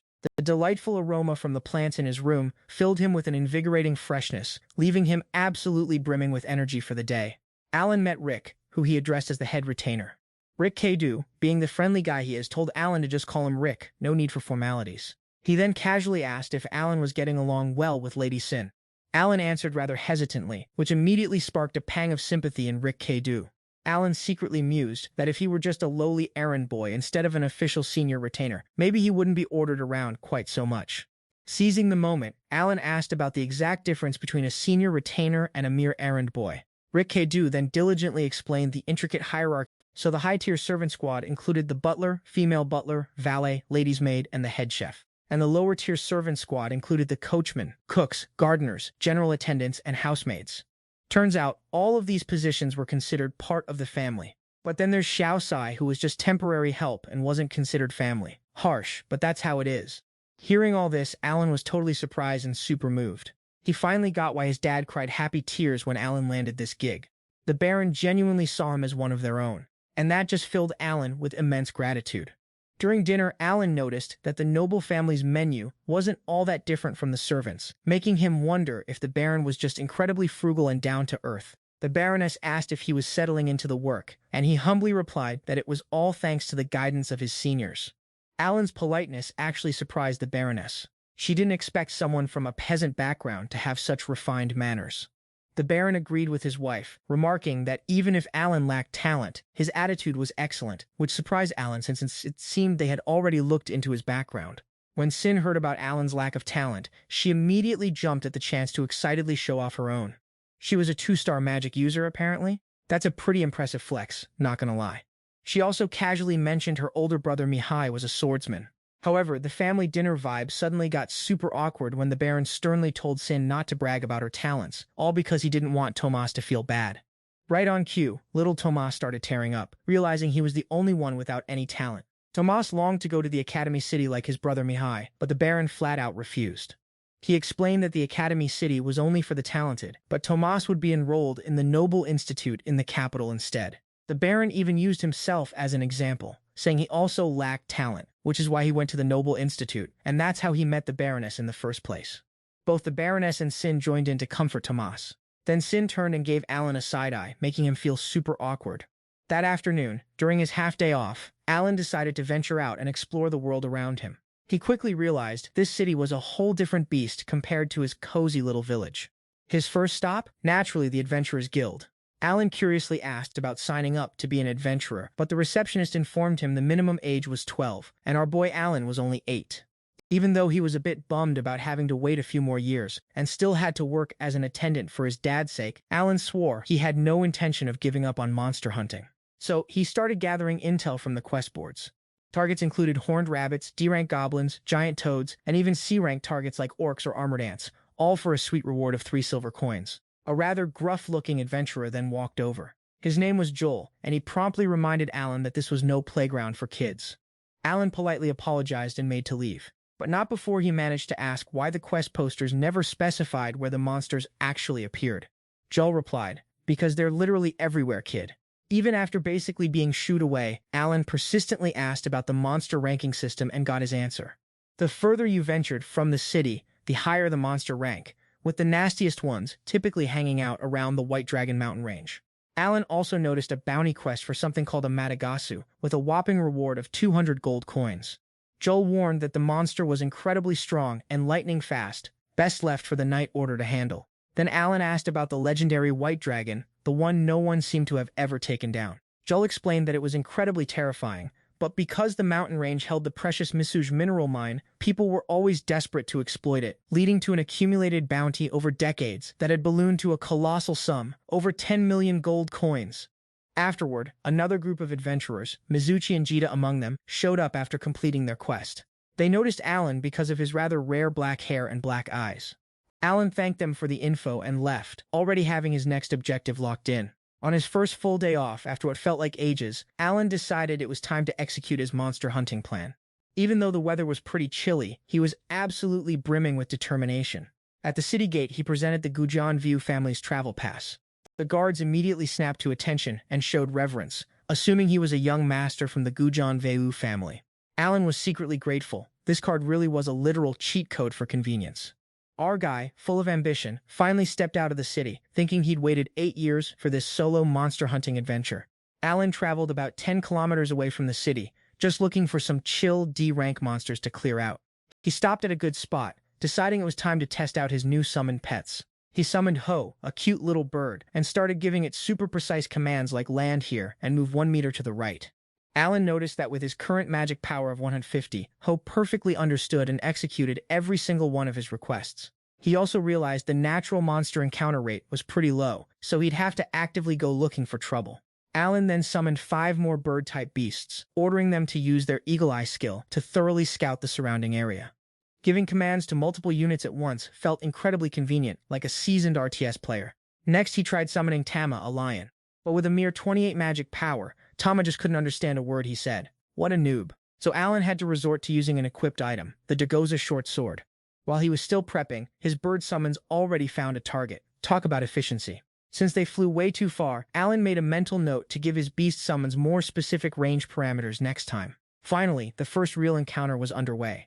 Facing a group of goblins, Alan casually summoned 5 Tama lions, then added 5 more just for good measure. He also discovered he could summon them anywhere within a 50-meter radius, as long as it was within his line of sight. Convenient much? The battle was over in a flash, thanks to the lions' impressive clawing skills. But Alan noted that taking them down still wasn't as efficient as he'd hoped. He decided to try out a new summon, Ageha, a butterfly. Ageha's skill immediately inflicted a nasty status effect on the goblins. Specifically, it put them to sleep. He tried throwing a rock at a sleeping goblin, but couldn't quite finish it off. So he just let the Tamas do the actual dirty work. After the battle, Alan got a nice 1,000 experience points for those 5 goblins. He calculated that even though the EXP per goblin was less than a boar's, the incredibly fast kill speed made the overall efficiency super high. Our farming king always optimizing. Alan then collected the magic stones from the goblins' bodies. He continued, ordering his bird summons to look for goblin groups of 5 or more within a 3-kilometer radius. Efficient farming, folks. The results of that day's hunt were truly impressive. 5 horned rabbits and 80 goblins were wiped out, netting him a casual 16,500 experience points and 2 more levels. Our cozy lead was extremely satisfied with his day off. Alan also gained more insights into Ageha's skills.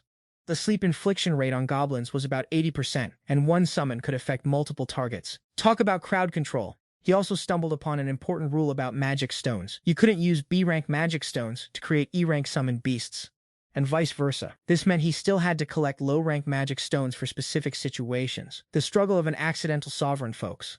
As night fell, Alan planned to keep hunting, but realized his bird summons apparently couldn't see a thing in the dark. He figured out they suffered from night blindness, just like regular birds, despite being magical summons. Hilarious. The situation got awkward when Alan, who planned to have Ho lead him back, suddenly realized he was completely lost and had no idea how to get back to the city immediately. Peak plot armor. A month later, Alan visited the blacksmith to commission some small iron balls to use instead of, well, rocks. At 60 silver coins for 3, he considered it a worthwhile investment. Every penny counts, even for our OP lead. After just 4 more hunting trips, Alan casually hit level 12. He felt like he was truly on the right path for a typical protagonist, hunting monsters, gaining EXP, and upgrading gear. Classic. However, Alan's frequent absences on his days off didn't escape the Baron's notice. Uh-oh. He called Alan into his study, acknowledging his efforts over the past 2 months based on praise from Sebas and Rick. But he also wanted to know exactly what Alan had been up to, disappearing from early morning until late at night. Alan decided he needed to answer very carefully. He replied that he'd been going outside the city to hunt monsters. When asked why, Alan casually explained that since he was the son of Jordan, the renowned boar hunter, hunting was simply in his blood. Peak country boy charm. The Baron seemed satisfied with that answer, calling him the son of a true hero. The butler, however, probably thinking Alan was just hunting E-rank horned rabbits, warned him not to sell the meat in the market to avoid attracting any unwanted gossip. Bless his heart. Instead, the butler made a surprisingly generous offer. The Guzan Veer family would buy all of his horned rabbit meat for 1 silver coin per rabbit. Little Alan happily agreed, not only because this would give him extra income from something he was about to throw away, but also because it created a legitimate cover for him to continue hunting openly. 6 days later, Alan aimed to eliminate at least 100 Gobuzin and find more horned rabbits to earn money and accumulate magic stones. As he was about to eat to regain his strength, a scout-summoned beast reported the discovery of Gobuzin. However, the detected location was outside the 3 kilometers range he had specified, which surprised Alan with the speed and distance his summoned beast had traveled. He immediately followed and witnessed a dire situation. 3 adventurers he had met at the guild were cornered by a group of Gobuzin. Among the adventurer group, Jita urged the others to run, but Mizuchi refused to abandon her companions. The situation became extremely tense as they tried to defend themselves, but seemed to be completely exhausted. Alan immediately intervened by throwing newly crafted iron spheres. But he realized they still weren't strong enough to finish off the goblins instantly. Due to the presence of strangers, Alan couldn't use his summoned beasts. He decided to charge into battle himself. Alan offered to deal with a goblin that had been injured in the hand. With level 12 and the blessings from his summoned beasts, boosting his attack and speed stats beyond 300. Alan was confident he could face a D-rank monster without summoning. While Alan was fighting, Joel's condition worsened due to his deep wounds. Mizuchi tried to use healing magic, but she had completely run out of mana. Despair enveloped the adventurer group as Jita sobbed, begging Joel not to die. Alan realized Joel couldn't hold on until they reached the city, so he decided to use life grass, an herb created from the special skill of his Metazor summoned beast. He gave it to Joel, and in just a moment, the critical wounds completely disappeared. His breathing returned to normal. The adventurer group was incredibly astonished by the miraculous effectiveness of this grass. Mizuchi asked if it was the Muze flower. Alan didn't explain much. He continued to use another leaf to heal Mizuchi. Ray Boone, after recovering, recognized Alan as the scruffy boy from the Adventurers Guild the other day. He was incredibly grateful for being saved and wanted to repay him. Alan, despite being in a hurry to complete his hunting objective, made a request. He was not to reveal Alan's help to anyone. Instead of money or valuable rewards, Alan only wanted Joel's group to collect 100 E-rank magic stones for him. This strange request surprised Joel because for ordinary people, E-rank magic stones were almost worthless. But for a summoner like Alan, it was a real treasure. Joel promised to gather the required amount within a week. After the adventurer group left, Alan began to analyze the effectiveness of the life grass. He compared it to how his father used to take over a month to recover with the Muze flower. While Joel recovered instantly, he concluded that the Muze flower probably restored a percentage of maximum stamina, while life grass restored a fixed value. He also calculated that when fighting with others, the experience gained would be reduced to about 80% compared to fighting alone. And sharing experience wasn't simply divided equally among individuals. The most important issue Alan was concerned about at the moment was the Oku summoned beast. He summoned it and reprimanded it for ignoring his instructions. He had ordered it to find goblins within a 3 kilometers radius, but this Oku led him to the distressed adventurers. Alan realized that maybe it felt pity for them. He was stunned to realize that the summoned beasts he created weren't just mindless entities that followed orders. They seemed to have their own emotions. They could prioritize their personal will over their master's command if they felt it was necessary. This discovery about his divinely created summoned beasts both astonished and slightly confused Alan. He gently apologized to Oku and promised that in the future he would consider instructions more carefully to suit the situation, while also wishing for continued long-term cooperation. Back at the familiar manor, Alan was assisting Lady Sin in the kitchen, but was still chided by her for being clumsy. Sin was practicing baking cookies, because she heard that her brother Mi would return in the spring. Alan, surprised by this and not paying attention, accidentally caused the lady to fall, leading to broken dishes. At the manor, as the Baron enjoyed the meal, he found the meat truly excellent, and Lady Sin praised Alan for hunting it. The Baron was super impressed with our guy Alan, basically admitting he's Jodan's true heir. He was especially hyped about Kuzina Village flawlessly taking down 20 boars, word of which had reached him. Our chill MC Alan just nodded, figuring that's just how his dad rolls. But Somashi was pretty miffed they wouldn't be getting their usual winter boar delicacy this year. Alan just casually assumed the whole haul got shipped straight to the royal capital, probably on the king's orders. Somashi barely started grumbling before the Baron cut him off, flexing his leadership muscles.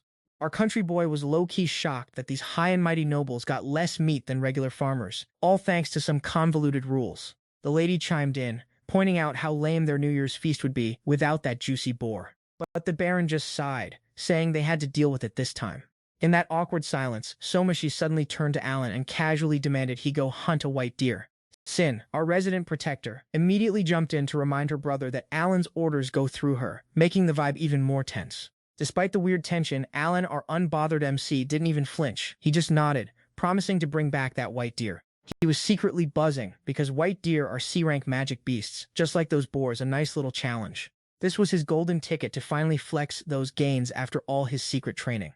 The hunt began and our boy was laser-focused. Thanks to his loyal summoned beast squad, Alan quickly pinpointed his target. He found the white deer casually devouring some gobazin, and bro was genuinely surprised by its massive size, even though he'd heard the legends.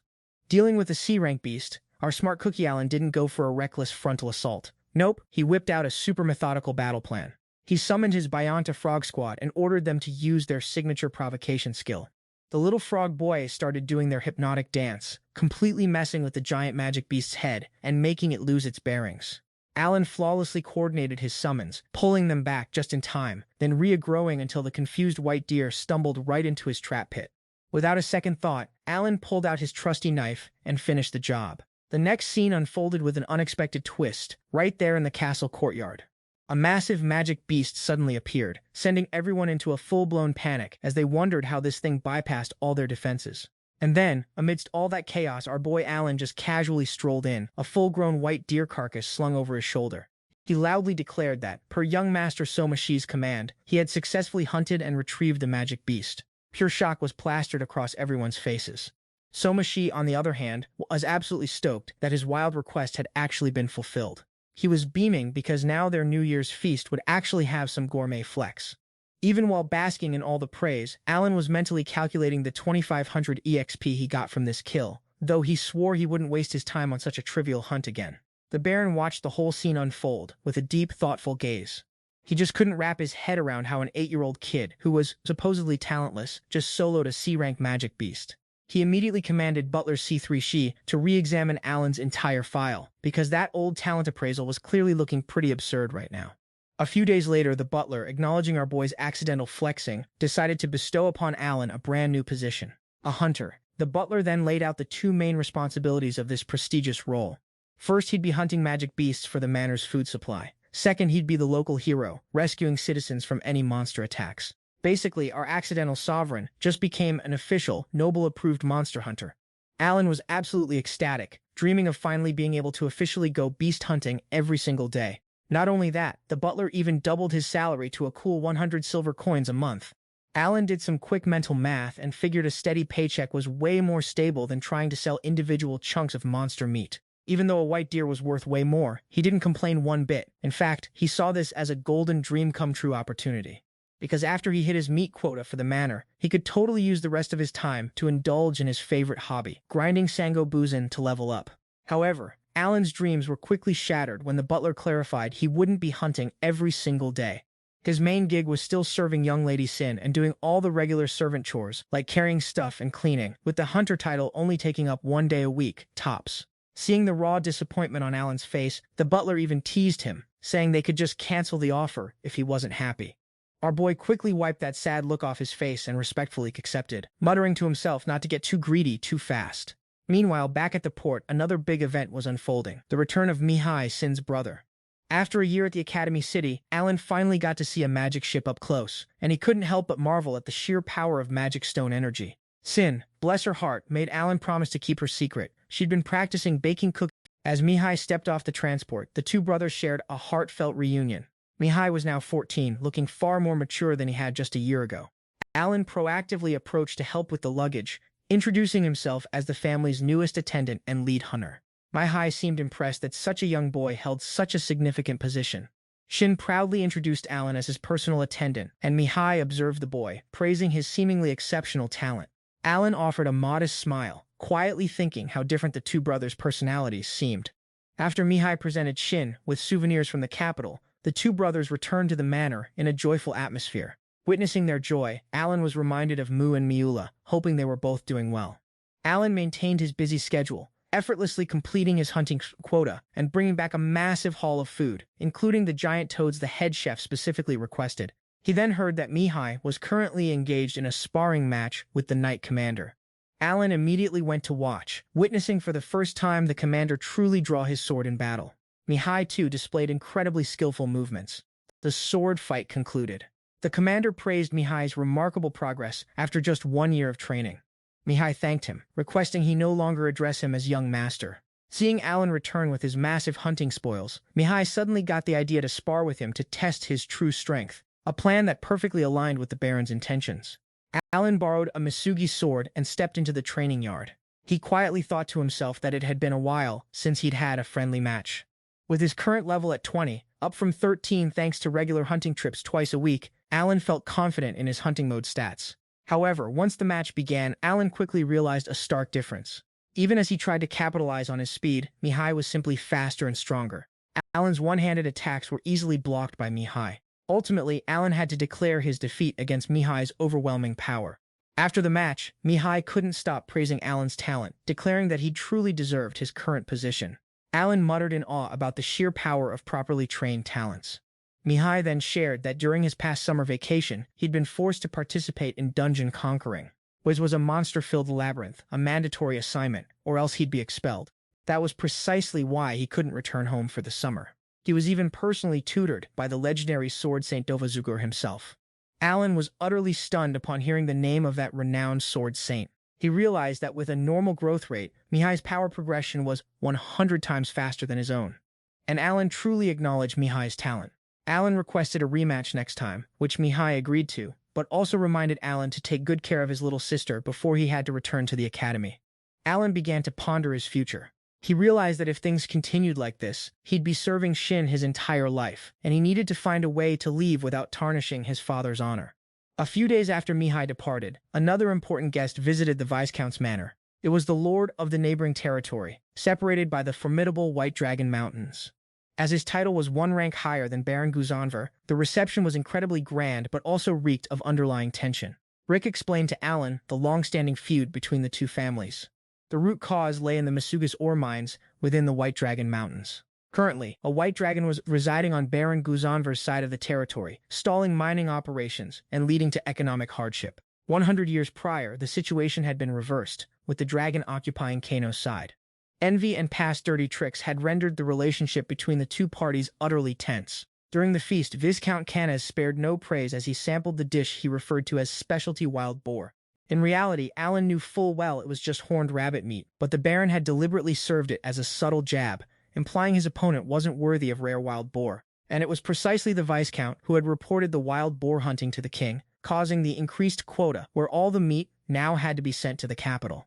Viscount Canes then revealed the reason for his visit, to announce the results of his youngest daughter's talent appraisal. She had also just undergone the same ritual as the Baron's own children.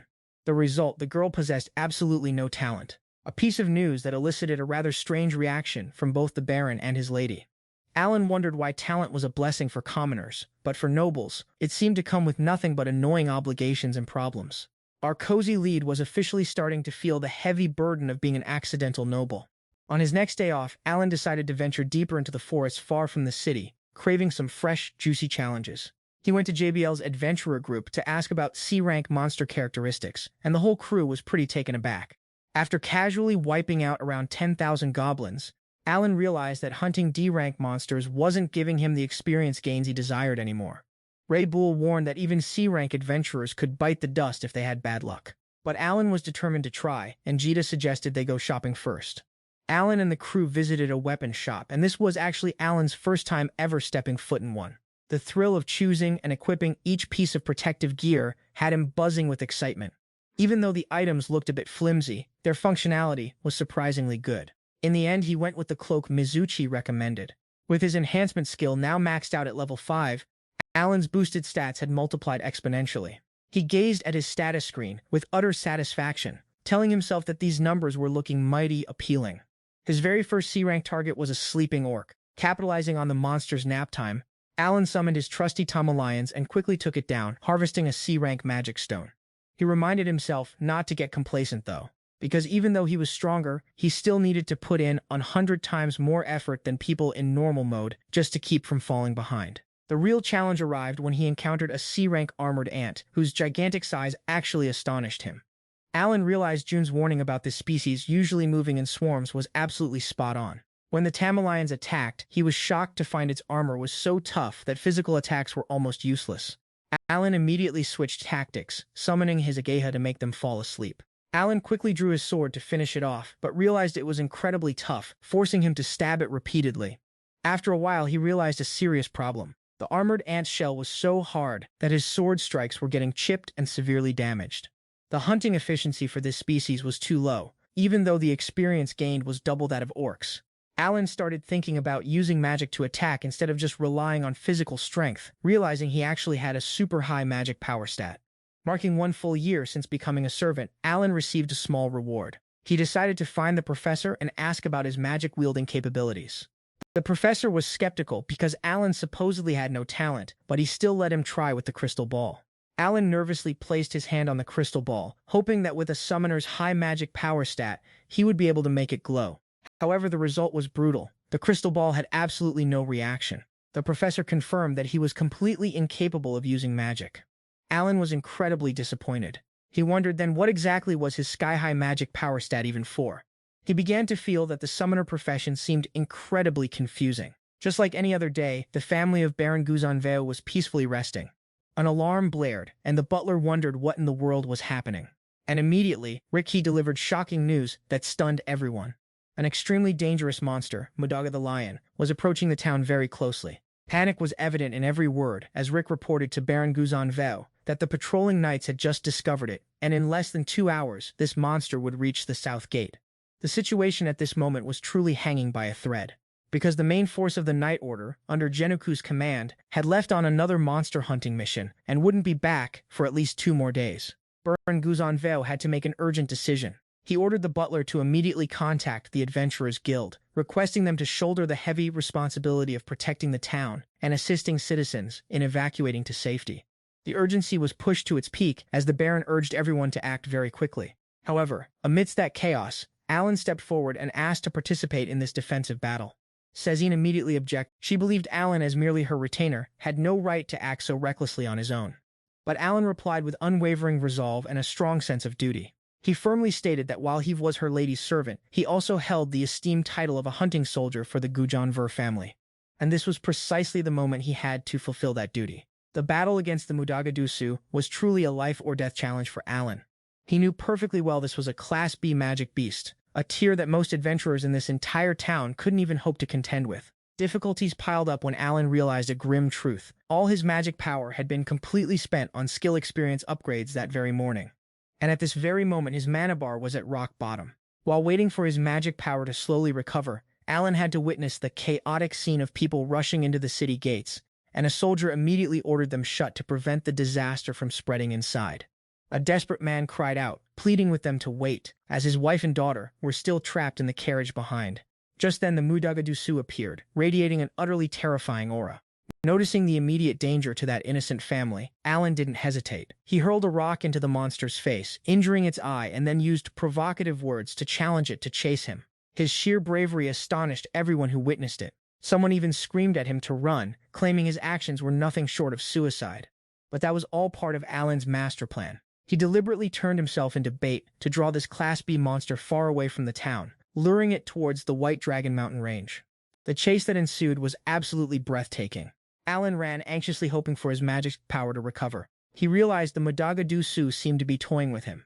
It regarded this pursuit as nothing more than a malicious form of entertainment. Right when the situation reached its most critical point, the good news finally arrived. His magic power had fully recovered.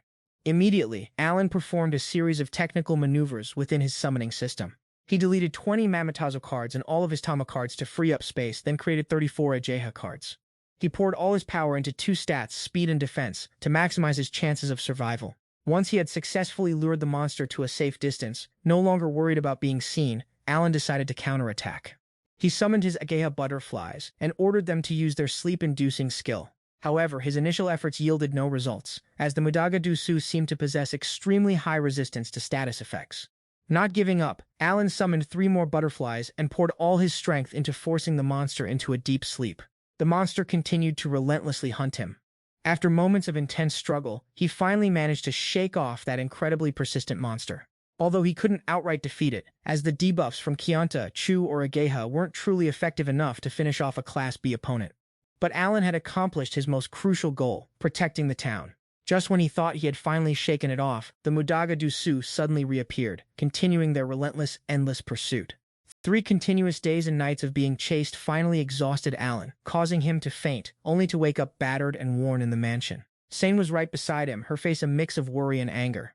She scolded him, calling him an idiot for making her worry herself sick. But Alan merely apologized softly for having fulfilled his duties as a senior retainer. Afterwards, Alan had his official report with Baron Guzanver, where he frankly admitted he couldn't defeat the Mudagadusu, only managing to use all his strength to lure it away from the town. He also expressed remorse for causing such a commotion, but contrary to Alan's self-reproach, Baron Guzanver instead bestowed upon him the most heartfelt praise. He affirmed that protecting the town was traditionally the Knight Order's duty, and Alan had done something extraordinary by repelling the magic beast and minimizing casualties to the absolute lowest. To acknowledge this immense contribution, the Baron rewarded Alan 10 gold coins from the Guzenver family's treasury. Additionally, the family from the carriage Alan had saved also sent him 10 gold coins as a token of their deep gratitude. With a grand total of 20 gold coins in hand, Alan was absolutely overjoyed, as he now had enough money to purchase a precious sword made of Misuji's metal. The Baron didn't forget to remind him that from now on, when hunting magic beasts, he shouldn't venture too far from the town for safety. Wielding his new Misuji's sword, Alan embarked on exhilarating new combat experiences. He could distinctly feel the new weapon's sharpness, as it effortlessly sliced through everything. While it still couldn't fully penetrate the armored ants' tough shells, it was enough to pierce their flesh, allowing him to collect magic stones. However, what concerned Alan most during this time was not just hunting, but conducting crucial experiments to delve deeper into the operating mechanisms of his summoned beasts. Our boy Alan, ever the meticulous one, kicked off a series of super detailed logical experiments. So, Alan summoned 2 hawbirds and started testing their memory and information synchronization capabilities. He put some items like momo fruit, dried meat, and potatoes into a sealed bag, showed one hawbird the contents, then recalled it back to its card. Next, he resummoned that exact same hawbird and asked if it knew what was in the bag. Just as he predicted, the summoned beast retained the information. The experiment got more complex when he summoned a different hawbird, a completely new individual who had never seen the bag, and he asked the same question. The result was genuinely fascinating.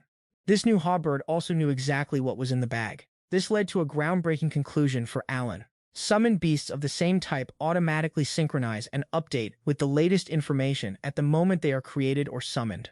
However, this synchronization has its limits.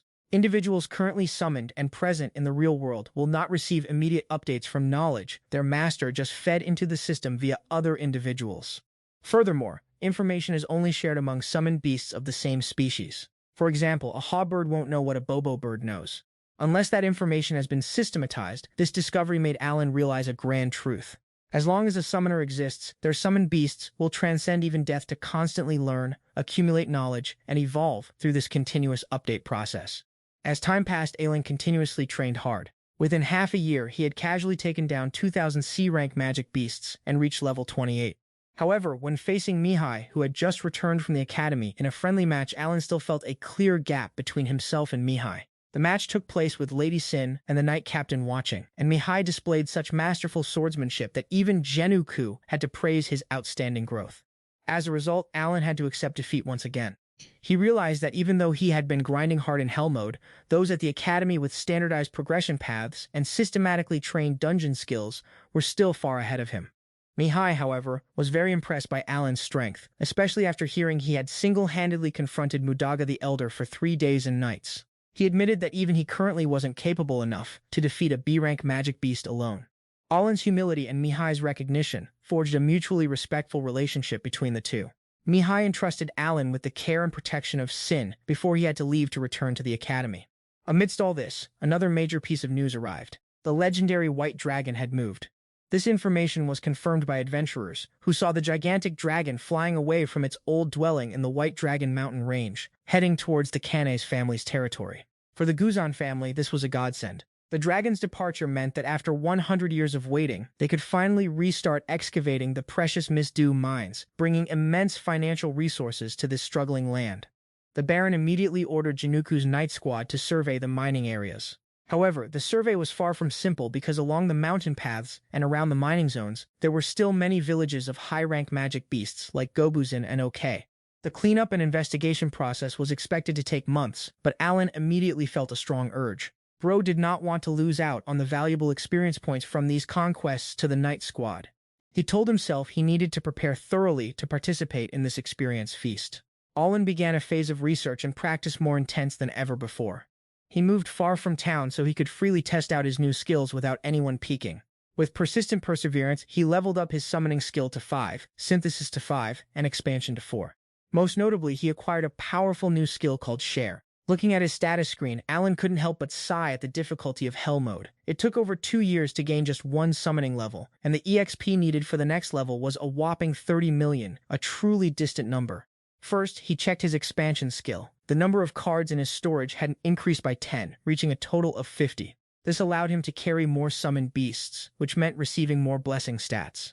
Next was the share skill, on which Alan had placed a lot of hope. He summoned a hawbird and activated the skill. Immediately, a strange sensation enveloped him. Alan realized he was seeing himself through the hawbird's eyes. He could now share vision and hearing with his summoned beast. Excited by this discovery, Alan, getting to see the world from high above, soaring over treetops, and peering into every nook and cranny of the forest, deeply moved our boy. He tried to steer the bird left and right, realizing the creature moved entirely by his thoughts, almost like his soul had truly entered its body. Even the summoned beast's special skills, like its eagle eye, could be shared, letting Alan observe everything from extreme distances.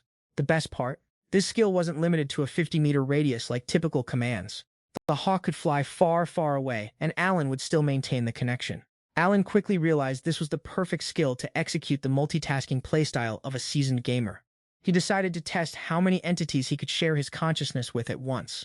After summoning 3 more hawks, he found he could simultaneously process 5 different visual feeds, including his own eyes. However, when he tried to connect with a 6th entity, a blinding headache hit him, forcing him to immediately cancel the skill. He figured out that the sharing limit depended on his willpower stat. With his current stat at 1111, he could comfortably maintain 5 entities, roughly 200 points per individual. To break this limit, Alan decided to summon new D-rank beasts, specifically D-rank birds, to leverage their willpower boost. Once his willpower surpassed 1200, he successfully shared his vision with a 6th entity. Reaching D-rank summons unlocked a whole new tier of incredibly powerful allies for Alan. Each species brought its own unique combat characteristics. He summoned and tested the strength of each one by one. First up was Beer, an aerial beast with the mighty impact skill. Next, Spider, a D-rank insect with its spider web skill to crowd control opponents. Uzon, boasting robust defensive capabilities. Hazami, a D-rank bird that provided team-wide evasion buffs, and most notably Jagabata, a D-rank beast with the magic fruit skill. Alan then conducted a live combat trial against a giant spider beast. He orchestrated his summon squad with seamless precision. Spider slowed the enemy down. Beer unleashed powerful physical attacks, while Hazami continuously maintained the evasion buff for the entire team. Although they couldn't finish the opponent in one hit, this coordinated effort meant the C-rank beast barely stood a chance. After the battle, Alan tested Jagabata's special skill. A strange fruit appeared, and upon consumption, it instantly recovered 1,000 mana points. This was a crucial game changer, as from now on, he had a method to actively recover mana without waiting for natural regeneration.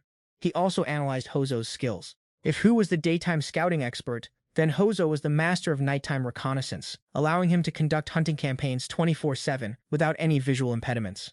From these pieces, Alan officially formed his remote summon army. He built a perfect tactical system. Hu and Hozo took on scouting and pathfinding duties. Hazami boosted the squad's survival capabilities. Spider and Beer were in charge of crowd control and target elimination. With his willpower stat now at 1600 thanks to Hazami's buffs, Alan could easily share vision with 8 summons simultaneously. He ordered his army to begin advancing into the mountain range to hunt C-rank beasts, meticulously instructing them never to approach or attack humans, and only to retaliate if absolutely necessary. A powerful sensation washed over Alan as he felt himself slowly becoming an entity far beyond normal human limits. From afar, he cast his gaze towards the high mountain peak where the white dragon once reigned, quietly pondering the bigger challenges awaiting him. Suddenly, he had an idea. Use his sharing skill to keep an eye on everyone back home. And through the bird's eye view, he saw his old friends Kuzena diligently training with his axe and Masu constantly striving for improvement. Alan's summoned birds soared through the sky like messengers, carrying his affection for family and home. A gentle smile graced Alan's lips as he thought about consistently sending money home to his parents every month. An urgent meeting at the Guzan Vale Manor unfolded in a heavy atmosphere. Marking Genuku's return after half a year of arduous field surveys, Baron Guzan Vale opened with a weighty acknowledgement of the efforts the Knight Commander had put in over the past 6 months. But immediately, he got to the core issue troubling the entire family: the true state of the mines. Genuku's answer wasn't unexpected, but it was still chilling enough to make everyone present shudder. For over a century without human presence, what were once the economic lifelines of the territory had now become giant lairs for monstrous beasts. Not just the 4 main mines, but even the village housing the Misujijizu refining facility had completely fallen into the hands of Gobuzin and Oku. Amidst this crisis, the Baron, trying to suppress his frustration, inquired about restarting even the nearest coal mine. But the response was a solid no, stating it would take at least 3 years. That 3-year estimation hit the Baron's already thin patience like a freight train. He knew it was an impossible ask, but he still pushed them to find any way to speed things up, given the extreme urgency of the situation. The Baron's desperation wasn't just about economic pressure. It also stemmed from terrifying developments in the neighboring territory of Viscount Kanzu. Januku reported that due to impatient and forced exploitation, Kanzu's side had angered a legendary white dragon. The consequences were catastrophic, as the unfortunate workers were instantly turned to dust in a fleeting moment. Baron Guzanvei concluded that with mining now impossible, Viscount Kanza would undoubtedly take unpredictable actions. He ordered Januku not to let his guard down for even a second. Observing this entire conversation from a distance, Alan understood that the time for the night order had come, but he also quietly affirmed that his own preparations over the past 6 months had reached peak readiness. With his plan to leave the mansion and become an adventurer at age 12, Alan vowed that over the next 2 years, he would devote all his strength to helping exterminate monsters as a way to repay the Guzanvei family, firmly determined not to let the Night Order hog all that precious experience. Alan's real journey began when he led his summoned army to attack a Gobuzin village. Under his seamless coordination, the summoned bear beasts swarmed the goblins. Alan silently pondered the true nature of this world. If this were just a game like in his past life, he might have chosen to leisurely grind experience in the same spot. But the cruel reality that these monsters saw humans as food pushed him to take more decisive action. The appearance of his summoned spider beasts allowed him to completely dominate the battle, blocking all attempts by the monsters to escape. He affirmed that as long as these monsters existed, the people would remain in danger, so he wouldn't hold back until the very last one was exterminated. The battle unfolded at a rapid pace. Even when the monsters tried to call for reinforcements, Alan calmly mobilized his bear legion to block every single escape route. The appearance of the Goblin King, the village's leader, couldn't change the outcome either. With his experience of having already taken down thousands of C-rank monsters, Alan considered this a predetermined victory. At the end of the sweep, he gained 48,800 experience points from 223 goblins. An encouraging number, but merely a stepping stone toward his much larger goals. The ogre villages where ogre kings reigned supreme. Summer arrived once more, bringing with it the return of Mihai, while Shin had now turned 10. The little girl was absolutely thrilled at the prospect of living together with her brother. Mihai, however, appeared with a melancholic expression. He immediately made an unexpected proposition. He wanted a real match with Alan. Alan accepted the challenge with a burning determination that he absolutely had to win this year. But Tomas keenly noticed an abnormality in Mihai's demeanor. A quiet, unusual air that even Shin had to admit she'd never seen in her brother before. Alan had also now turned 10, an important milestone that meant his status stats were no longer affected by age penalties, making his true strength clearer than ever. He currently possessed an extremely powerful lineup, consisting of 30 spider summons and 20 bear summons. Alan accepted the challenge with a burning determination that he absolutely had to win this year. The rematch between Alan and Mihai took place with an intensity completely different from previous times. Alan started with astonishing speed, twice as fast as last year, intending to end the match with a single, lightning-fast strike. However, he soon realized a harsh truth. No matter how much faster he was, Mihai still seemed to read his every attack. Alan realized it wasn't simply a difference in stats, but the raw power of thoroughly trained swordsmanship skills. He inwardly chided himself that his own swordsmanship skill level was still too low compared to his opponent. The sheer force from Mihai's sword strikes kept pushing Alan back, and he was ultimately forced to accept defeat when he realized he couldn't break through Mihai's defense, even after pouring all his speed and strength into his attacks. After the match, Mihai didn't hold back his praise for Alan's progress, admitting that this year he had truly felt a certain level of threat. Baron Guzanvei also expressed pride in the results of his son's 3 years of training.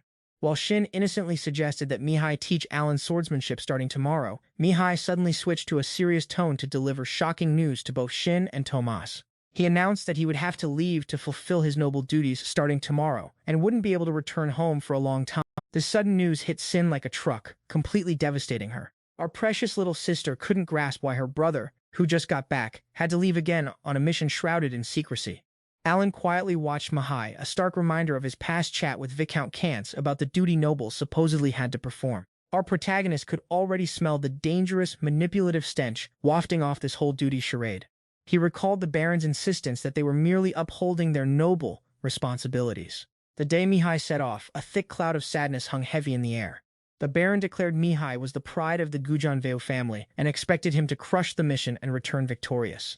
After bidding his parents farewell, Mihai stepped out of the house and headed straight for the carriage, where Alan was already waiting. Mihai pulled Alan into a tight hug, earnestly begging him to protect and watch over Sin. Alan, ever observant, noticed Mihai himself was carrying a massive burden or a deep fear. Mihai's departure left a gaping hole in Sin's heart, and indeed in the entire family. To soothe his mind and, of course, to prep for future cozy life shenanigans, Alan dove back into grinding magic beast hunts. After casually wiping out all the goblin villages in the area and hitting level 35, he decided it was time to take on his first orc village. The showdown with the orcs, however, was about to drop some entirely new challenges on him. Alan noted Hazami's evasion buff was absolutely cooking, letting his summoned beasts go toe-to-toe, one-on-one with the orcs. He was super impressed with Buon's defense, but also instantly spotted a massive flaw in his own system. The guy couldn't even see his summon's HP bars. Talk about a UX nightmare. They'd fight relentlessly, never tiring, but then just poof, vanish without a trace when they took too much damage. Pushing deeper into the village, Alan found himself staring down an orc army, a casual 200 strong. He instantly summoned 2 more spider summons to take out the enemy archers, paving the way for his elite summon task force. The XP notifications were popping off like crazy, igniting the hidden gamer spirit within Alan. He was basking in the glory when suddenly a purple energy blast came screaming down from the sky, right at him. Alan, ever the quick thinker, immediately ordered Buon to take one for the team and become his personal shield. Alan's jaw practically hit the floor, realizing it was magic, a power he himself hadn't even unlocked yet. But now, these basic orcs were out here slinging spells? Unacceptable. The sudden arrival of intelligent, magic-using orcs cranked the difficulty level of this casual grind to 11. The flank unprotected by Buon was instantly in danger, getting bombarded by long-range magic attacks. Alan frantically hurled his last iron orbs at them, but it was useless. They were just illusions. Instead, they'd pinpointed his exact location, and were now trying to make him disappear. With over 100 orcs still swarming him, Alan decided it was time for a good old war of attrition. He dove into his overflowing stash of D-rank magic stones to continuously spam bear summons, chugging Jagabata's magic fruit like energy drinks to keep his mana topped off. He silently swore he'd fight until his mana bar was completely utterly empty. Just as the battle reached peak chaos, the freaking Orc King decided to make his grand entrance, a B-rank monster with absurd power, capable of wiping out entire waves of summons with a single swing. Our boy was getting absolutely swarmed by the other orcs, even taking a hit. He was racking his brain, trying to figure out how to summon enough beasts to overwhelm them, while somehow deflecting all that magic spam. Just when Alan was seriously in a bind, an unexpected Deus Ex Machina made its grand entrance. Commander Genoku and Deputy Commander Jabu Jando showed up, fashionably early. Alan instantly pulled all his summons back, trying to keep his secret identity safe, leaving behind only a scene of smoke and fiery chaos. But none of it got past the commander, who, to his credit, didn't even blink at the strange summon remnants, laser-focused instead on the biggest prize, the Orc King. Meanwhile, he casually delegated the rest of the orc cleanup to Jabu Jando. Witnessing the 2 highest-ranked knights go full beast mode, up close was an invaluable masterclass for Alan. He was absolutely floored by the sheer power of Genoku, who, by the way, was famously dubbed the Demon of War. Even with a B-rank Orc King the size of a small mountain as his opponent, Genoku effortlessly flexed his overwhelming power. Alan also realized Jando was secretly a powerhouse, which only made him wonder even more how the guy had lost to Ken earlier. Genoku didn't even have to pop a single special skill, casually one-shotting the Orc King with just a basic attack. Witnessing the sheer dominance of a true knight made Alan both incredibly impressed and a little insecure about his own OP-ness. Since he couldn't make it back home in time, Alan camped out with the commander that night, and the two had a cozy heart-to-heart. The commander apparently already knew everything about our boy, especially his monster-slaying prowess. The fact that he single-handedly hunted a white deer and even went head-to-head with young Master Mihai meant Alan was no ordinary kid. And get this, even the Baron knew about Alan, which surprised our MC so much he almost choked on his drink. But he also kind of figured, because who lets a 10-year-old kid roam around like a free-range chicken? Post-battle, our boy Alan and Captain Januku had a quick chat, and it was pretty clear the old man had some quiet respect brewing for our unassuming MC. Our main character, ever the diligent one, even helped the captain bathe and clean up. Januku, probably too impressed to snitch, promised to keep today's wild antics under wraps and definitely not report back to command. Alan, being Alan, just nodded along. But as he was helping, Alan couldn't help but notice the captain's back was absolutely riddled with massive, gnarly scars.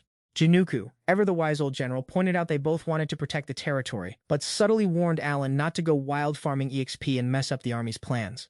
Alan respectfully agreed, but his mind kept going back to those ancient, battle-worn scars on Januku's body. They were like a literal battle map of a life full of hardship and fighting.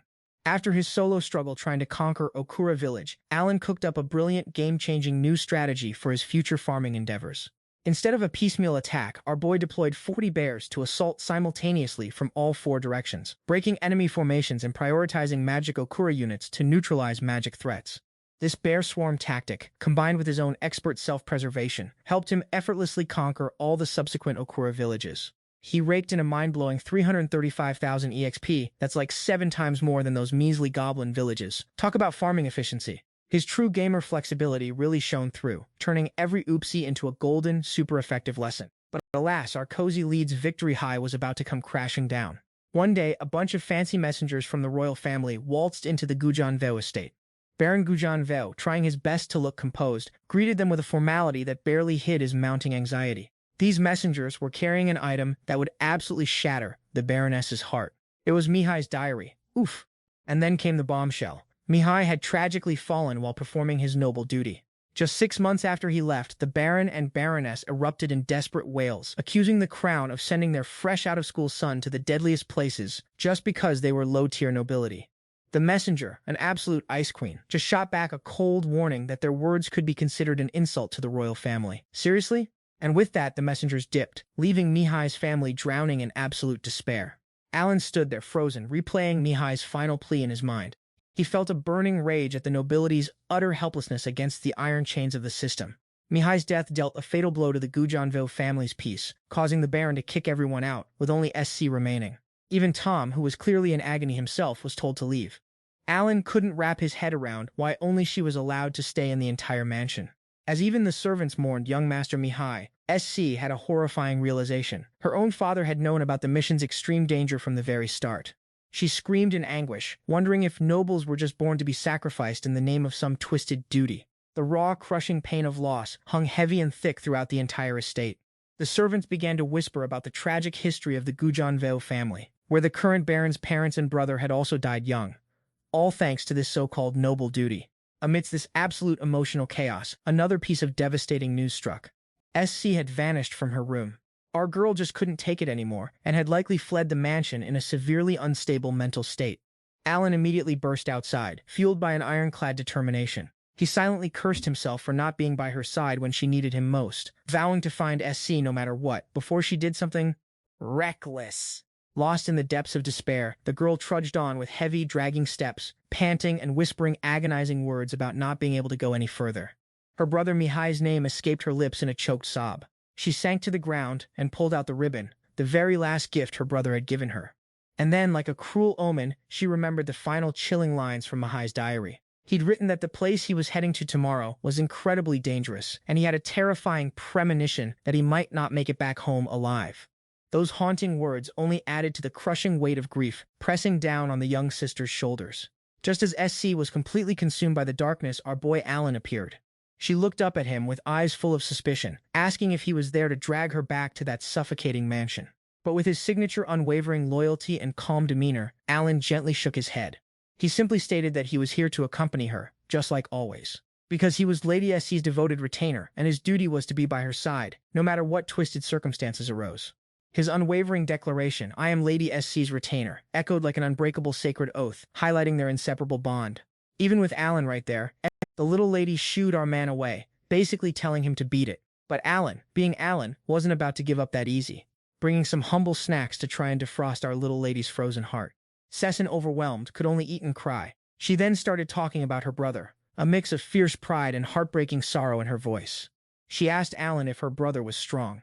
Alan, ever the honest guy, admitted that Mihai was seriously powerful, a foe he'd never once managed to defeat. These words, however, only twisted the knife further for Cessin. She remembered Mihai's letter, where he confessed how terrified he was of death. He didn't want to die, he just wanted to come home to his family. Crying herself, she then confessed her own agonizing fear of death. She absolutely refused to face the same cruel fate as her brother. Seeing Sin at her most vulnerable, Alan dropped a bold, unexpected proposal. He asked if she wanted to ditch this town with him, break free from the family's chains, and explore distant lands, seeing all sorts of different cities. For Sin, this was pure insanity, an utterly ridiculous idea of escape. Alan, however, kept pushing. He argued that once they turned 12, they could both register as adventurers. And when she worried about her noble duty to attend the academy, Alan bluntly asked if that was really necessary. He then dropped some serious philosophy.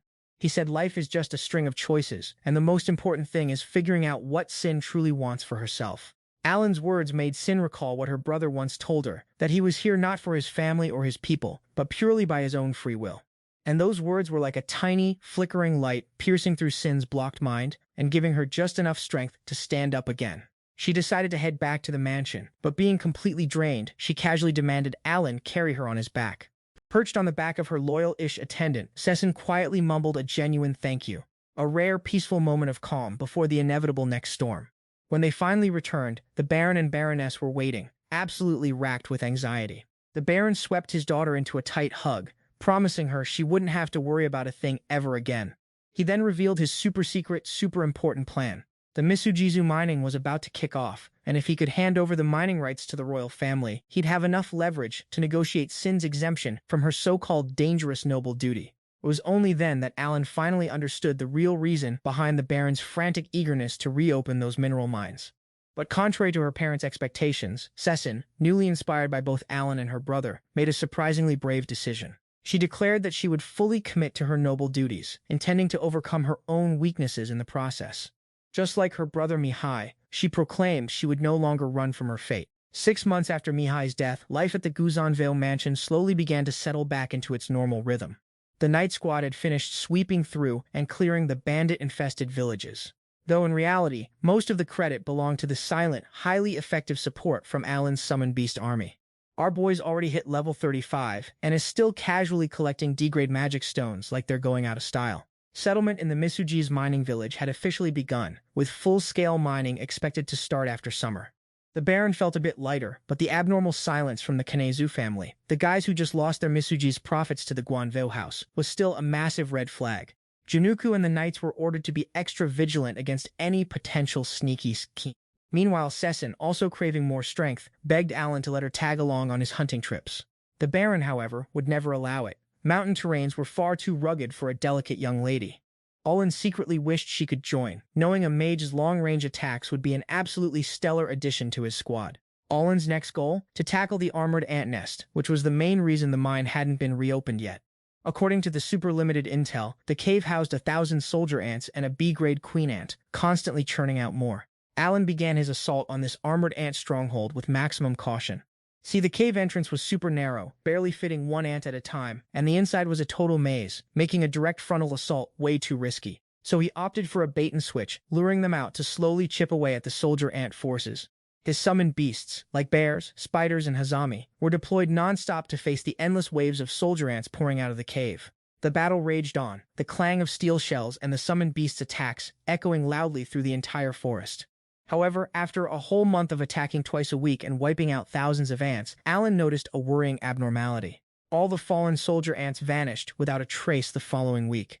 Our MC deduced that the Ant Queen was likely consuming her own fallen soldiers for nutrients to keep churning out new waves of terrifying ants. This endless cycle meant wiping out soldier ants was pointless unless he took down the head honcho herself. Determined to switch up his tactics, Alan decided it was time to dive deep into the lair instead of just poking around outside. He leveraged his summoned owl's night vision to scout the labyrinth's layout, basically getting cheat code intel. Juggling 8 summoned entities simultaneously was draining a serious amount of Alan's mental energy. He secretly wished for something sweet to munch on and ease the mental strain. The dungeon crawling felt like a complex puzzle game, where Alan had to constantly trial and error his way through. After facing countless dead ends and surprise ambushes from the shadows, 2 months of pure grind finally led him to the Ant Queen's chamber. The armored Ant Queen revealed herself, a monstrous beast 3 times the size of a regular soldier ant. Though weirdly, her head wasn't that much bigger. And just like that, the epic boss battle commenced. Following classic gamer principles, Alan ordered his bear summons to clear out the protecting soldier ants before focusing all their might on the queen. The struggle was brutal and relentless. The soldier ants fiercely defended their queen with their razor-sharp mandibles.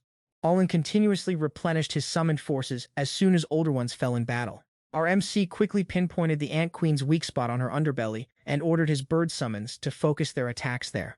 In the end, with just 20 summoned beasts, Alan successfully took down the B-rank Ant Queen. He mused that perhaps the constant egg-laying and corpse-eating had significantly weakened her compared to a healthy standard B-rank monster. Since the battle finished quite late, Alan couldn't make it back to town in time and was forced to sleep outside. Knowing for sure he'd get a hefty scolding from the Baron for his unauthorized overnight absence, he prepared convincing evidence of his hard-earned victory. Upon returning to the manor, Alan presented the Ant Queen's tough, steel-like shell, proudly declaring he had conquered the lair in the White Dragon Mountains. However, the general reaction he received was pure disbelief. They all thought he was completely making it up. Meanwhile, Januku adamantly stated that even an entire knight brigade couldn't clear that lair, given the maze's complexity and the sheer number of soldier ants. Alan didn't argue. Instead, he presented his second piece of evidence, a Misuji's ore he had accidentally stumbled upon in the Ant Queen's lair. That single ore completely flipped the Baron's entire demeanor. He demanded a full report, and our MC promptly recounted his adventure and even redrew the armored ant's inner cave system map. The Baron realized Alan wasn't lying at all, and that our boy had just accidentally discovered the 5th mineral mine in the region.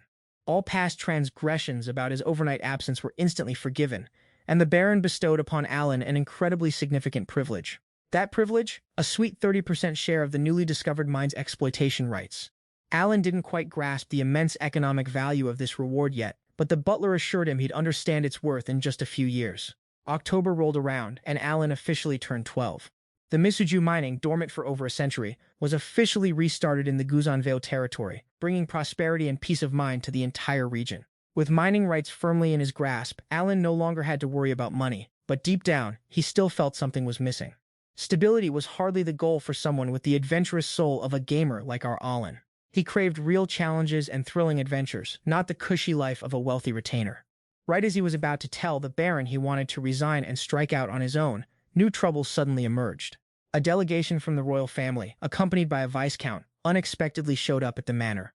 Viscount Kenzu's presence immediately sent an unsettling vibe through Alan. The royal envoy presented a proposal for joint management of the White Dragon Mountains, claiming it would end the centuries-long dispute between the Guzanveo and Kanzu families. According to the proposal, both families would co-manage the mines and split the profits equally. Baron Guzanveo instantly recognized this for the blatant trap it was. Viscount Kanazu had clearly used his connections in the royal capital to force the Guzanveo family to share the fruits of a victory they had spilled blood and sweat to achieve. When the Baron refused to sign the unfair contract and requested time to verify details in the capital, the envoy dropped his polite facade, accusing the Baron of distrust and threatening dire consequences for his stubbornness. The envoy scoffed, ironically warning the Baron he would regret his own greed. The atmosphere in the manor became incredibly tense. Januku and the Knight Squad were currently up in the mountains and would take 2 days to return, leaving the Baron in a vulnerable position. Yet he still resolved to go to the capital himself as soon as the captain returned. Alan also felt that resigning at this particular moment, our boy and the mansion crew were already getting those bad vibes, sensing Viscount Kanizu wouldn't stop at just empty threats. And turns out those bad vibes were spot on. A surprise attack happened right in the middle of their cozy mansion. Some unidentified intruders managed to snatch Sesson. Alan caught wind of it and tried to intervene, but these kidnappers were seriously pro-level and strong. In the intense skirmish, Alan realized he needed to switch up his summoning cards to deal with these highly skilled human opponents. But then they dropped a sleep-inducing smoke bomb to blind Alan, knocking him out cold and making off with both him and Sesson. Talk about a 2-for-1 deal. When Alan woke up, he found himself bound tightly in a room, right next to Sesson. Even while restrained, Alan calmly observed his surroundings, because a summoner only needs their eyes to fight. So he summoned Chai and Owl to share their vision. He then monitored the kidnappers through Chai's shared vision. Listening in on the kidnappers' conversations outside, Alan gathered some extremely vital intel. The group's leader was Deguza, a notorious assassin who'd fought on battlefields and held a personal grudge against Captain Januku. Deguza was mocking Januku for being the sole survivor after his entire army was wiped out, practically daring anyone to ask if Deguza himself could be defeated. Deguza was hired by Viscount Kanezu and a royal emissary to pull off this kidnapping. Bad news, though, our hero realized he'd dropped his Misuji's sword during the chaotic fight back at the mansion and now only had basic gear left. But the unwavering spirit of a summoner wouldn't let him give up. Seizing the moment while the guards were slacking off for a bathroom break, Alan made his move. He secretly summoned Chai and used their vision-sharing skill to scout the ship's layout. He realized he was on a massive magic airship, floating high above the clouds, and it was seriously huge in scale, even boasting luxurious areas like a full-service restaurant. From Chai's shared vision, Alan heard Viscount Kanazu's triumphant laughter from a nearby room, confirming his presence on board, and he overheard their vile scheme. They were using Sesson as a hostage to force Baron Guzanveo to sign over the Misuji's mine management contract. They even plotted to send back one of the beautiful lady's arms as a warning if the Baron remained stubborn. Alan felt a surge of rage at the vile actions of these high and mighty nobles and their hired assassins. Meanwhile, Sessin had woken up and was flailing in a panic. But the guard was about to punch her to quiet her down. Alan reminded himself he had to act fast before the ship reached Kanezu's territory. Because once they were inside enemy territory, the chances of a successful rescue would become incredibly slim. Alan began adjusting his summoning cards to their strongest fully grown combat forms. He summoned Ajaya butterflies and began executing his counterattack plan from the shadows. The first target, to put the guards to sleep. Waves of powdery dust from the summoned creatures silently spread throughout the room.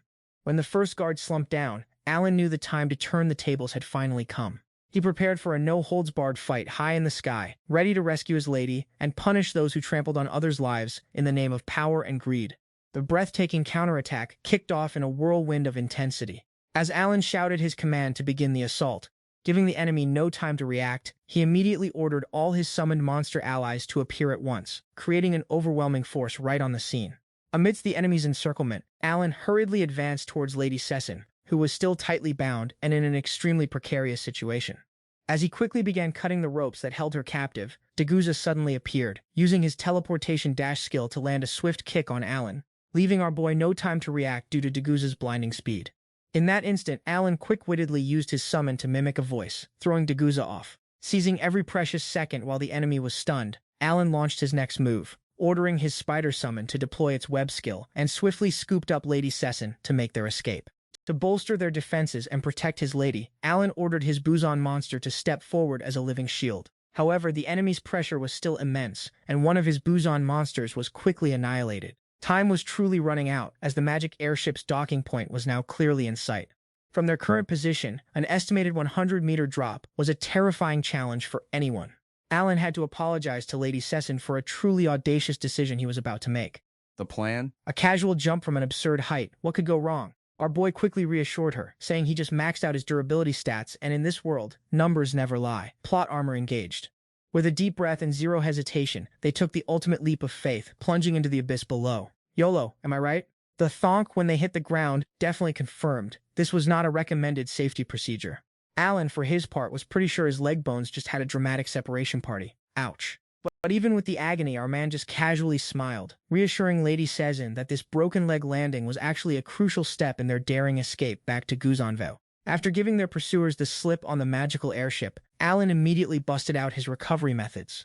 He casually popped some life grass for himself and Lady Sin, then charmingly asked if his precious waifu was okay. Priorities, people. Meanwhile, Lady Sin's mind was reeling, completely overflowing with confusion and a million questions. She couldn't even process what those monsters were, let alone why Alan was casually flexing with such absurd power. And seriously, where did he pull those miraculous healing herbs from? Is his inventory a dimension pocket? In her utter panic, she even called him a big idiot for pulling off such a life-threatening stunt. Classic waifu concern. Ignoring the scolding, Alan casually informed her that their pursuers were definitely closing in, so they needed to hightail it to the city for cover. RMC, ever the gentleman, offered Lady Sin a piggyback ride, telling her to hold on tight because he was about to hit max speed. Even while moving at warp speed, Alan didn't forget to pop his scouting skills to keep tabs on the enemies behind them. The intel confirmed the enemy was barreling straight towards their previous location, so Alan, being the genius he is, swiftly changed direction. Sensing danger, he urged Sin to keep absolutely silent. After a quick mental analysis, Alan figured out the enemies were using some kind of footprint tracking skill. Lucky for them, it wasn't a full-blown map hack tracking skill. Dodged a bullet there. If their exact coordinates were exposed, the pursuers would be on them even faster than a gacha game rate-up. To throw them off, he told Lady Sin they'd be making a few more short jumps across rooftops to completely lose their tail. Alan's strategic genius paid off, as he confidently declared the enemies had officially lost their scent. Sin, ever the curious waifu, wondered why, with his insane power, he didn't just confront the enemies head-on and wipe them out. Alan, with his usual pragmatism, explained that this particular enemy type was simply not his forte, and direct confrontation would have abysmal win odds. He predicted it would take the enemies a good while to figure out if they were actually hiding within the city limits. Their next objective, head north to the White Dragon mountain range, where a border guard post marked the edge of the Guzanville territory. It'd be a multi-day trek, but their only safe route home. To keep their tracks completely secret, he summoned his trusty magic beast, Bwan, tasking him with moving forward and meticulously wiping out every single footprint. What a good boy. Alan's endless array of talents and strategic smarts left Lady Sin utterly speechless and brimming with admiration. She realized this man truly was a prodigy, a walking cheat code. As they paused to rest in a forest, Seishin finally asked the million-dollar question. Why had he kept all these ridiculous abilities a secret for so long? Alan, ever the unbothered king, just casually shrugged, saying that spilling the beans wouldn't really do anyone any good. This pragmatically chill response left the lady thoughtful, and they both decided to rest up for the next grueling leg of their accidental adventure. The next morning, it was back to business, and their journey continued. Even though they were far from the city, Alan kept his guard up, a true professional. He activated his signature shared vision skill with his magic beasts, keeping tabs on everything from a safe distance. While part of him hoped the enemies had given up, his gut feeling, that trusty plot armor intuition, told him things weren't that simple. And as expected, Alan's prediction was spot on. He realized his footprints would eventually be found without a more robust strategy. He reluctantly accepted a hit to his movement speed, prioritizing the thorough erasure of any and all traces. After non-stop effort, they finally reached the border guard post of Guzan-Veo territory, nestled at the base of the White Dragon Mountain. The warm welcome Lady Sin received, seeing her safe and sound, brought a massive wave of relief to everyone. The knights at the guard post immediately got a fancy carriage, ready to whisk them back to the family mansion. But that sweet sense of relief didn't last long, because Alan's spidey senses were tingling with bad news. Their tracks had been found. Even more alarming, the enemy had somehow bypassed the super-sharp vision of his hawk magic beast. This made our boy suspect that Daogza might have finally figured out the true nature of his summoning powers. Uh-oh. Sin, ever the optimist, suggested they just chill with the knights at the guard post for protection. Alan, however, firmly stated that the measly number of soldiers here wouldn't even slow down this enemy. In a moment of pure despair, Lady Sin suggested a noble sacrifice. She'd stay behind, and Alan should escape alone to save his own life. For a 12-year-old, this kind of life-or-death pressure was understandably a bit much. Our MC, ever the calming presence, gently reassured her, saying that as long as Alan reaffirmed his promise to Lady Sin, he'd protect her no matter what, and they'd both make it back to Guzan-Vu town. That heartfelt promise immediately recharged Sin's courage and spirits. He reassured her, mentioning that at this pace, they'd officially be back home tomorrow. But just as things were looking up, Mudaga the Dusu suddenly popped up to block their escape. Unlike your average pursuers, Mudaga the Dusussel wasn't messing around. He genuinely intended to end the young lady right then and there. With no escape routes left, our hero Aelin decided it was time to put this threat down, right here right now, for good. Since time was of the essence, Aelin quickly rolled out a simple but effective tactic. Use a literal horde of spirit beasts to chip away at his opponent's HP. He unleashed his trusty spirit beast squad, the spider type with its web-slinging skills and the bear type with its earth-shattering crush, for a non-stop assault. The battle was incredibly intense, mostly because Mudaga the Dusu was extra cautious, having gotten schooled by our boy before. Lady Sin watched from a safe distance, absolutely overflowing with admiration. It finally clicked for her. This was how her attendant had been silently fighting to protect her all this time. The showdown hit its critical phase when the monster tried to close in and snatch Alan. Our boy had a super risky play up his sleeve. The instant he got snagged, he instantly dumped all his blessed stats into vitality and endurance, preparing to tank the hit like a boss. This intense rush reminded him of old battles, but this time he was absolutely certain of the win. With an extraordinary effort and seamless teamwork from his spirit beasts, Aelin snagged a flawless victory, finally putting down this nightmare monster that had haunted him for 3 whole years. But just as he finished flexing on the spirit beast, an even bigger problem decided to crash the party. Then, the assassin Dagozaha popped up, sporting a face full of murderous intent, and casually announced he was here to end Alan. With his death orbs all spent, and his short sword still stuck in Mudaga the Dusu's corpse, Alan was suddenly fresh out of options. His combat choices had shrunk to practically zero. Alan told Lady Sessin to fall back, insisting he'd handle this psycho by himself. This bold act of protection immediately ticked off the assassin, who felt utterly insulted. Dagozaha's power was no joke. He could literally vanish even while staring you down face to face. He scoffed and challenged Aelin, asking why he wasn't summoning his spirit beasts anymore, then threatened to make Aelin suffer unimaginable pain before death, just to make him regret ever daring to escape. In that heart-stopping moment, Sin wasn't about to just stand there. She bravely launched a fire orb spell, jumping in to support him.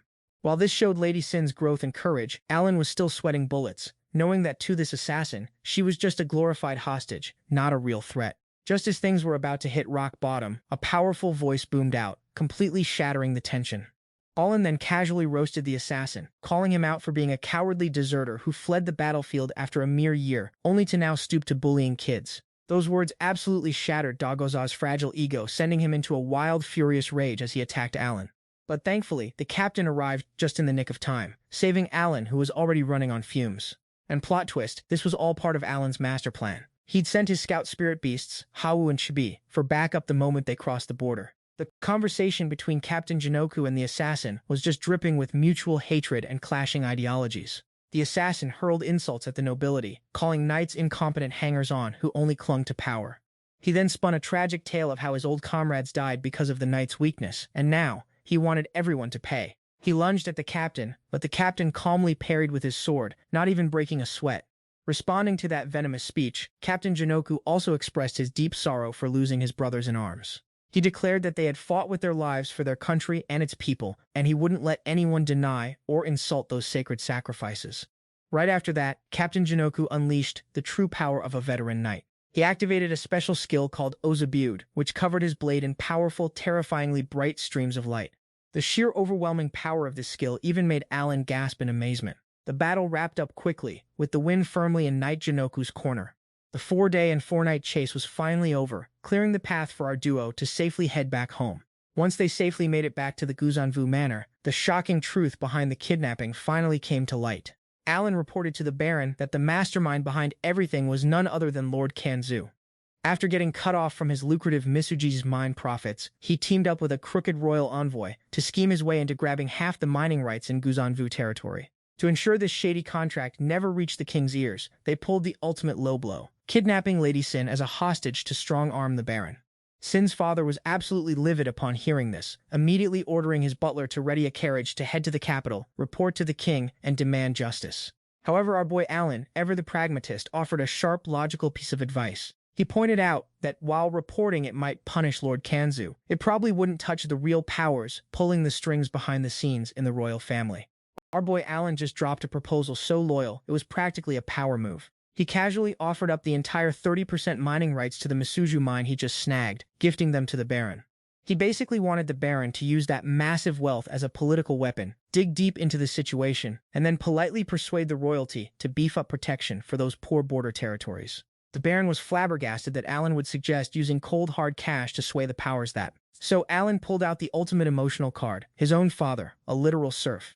He spoke of his father's hands, forever caked with mud and hardened with calluses, clutching spears and tools just to keep the family safe from starvation and danger. He then hit the Baron with the encouragement, saying it was his turn to get those hands dirty and protect his own family, even if that meant bending a few of those high and mighty aristocratic rules. Touched by the young man's genuine heart and surprisingly strategic mind, the Baron accepted the deal. These surprisingly shrewd and decisive moves ended up bringing massive game-changing results. Once the king got the full report on the kidnapping, he dropped the hammer, ordering some seriously harsh punishments for all the masterminds. The Kane family's territory got yoinked and absorbed right into the kingdom. The tale of Baron Tan Liem's cunning revenge later became a legendary chapter in the Guanver family's annals. Talk about a glow-up. In return for Alan's massive contributions, the Baron granted him and young Lady Sin access to a super-secret meeting to uncover the true duties of a noble, with a strict what happens in this room, stays in this room policy. During that hushed discussion, the professor pulled out an ancient continental map, laying out the entire global picture for them. He broke down the strategic importance of the Gasu Kingdom, their current home, and the massive Jiamuter Empire chilling up north. While currently no direct wars were popping off between the two, the real truth of the world was buried deep within a forgotten, dark chapter of history. We're talking about the history of the Demon King. As he told it, 112 years ago, an entity calling himself the Demon King of the End showed up, literally demanding all the kings of the world bend the knee. Even though he got a hard pass from everyone, his mere presence planted a seed of silent terror across the land. Then, 50 years after that, so like 62 years ago, a disaster dubbed the Great Calamity hit, suddenly boosting every single magic beast on the planet up a power rank. The Demon King officially launched his invasion of the central continent, rolling in with an army of millions of magic beasts, B rank and up. In a mere 4 years, 4 thriving nations were completely erased from the world map. Poof! The Demon King's legions didn't just stop at the central continent. They spilled over, invading the Dwarf Empire and even the Elven territories. Staring down an existential threat, the Jiamuto Empire decided, alright, let's do this, and formed the 5-continent alliance.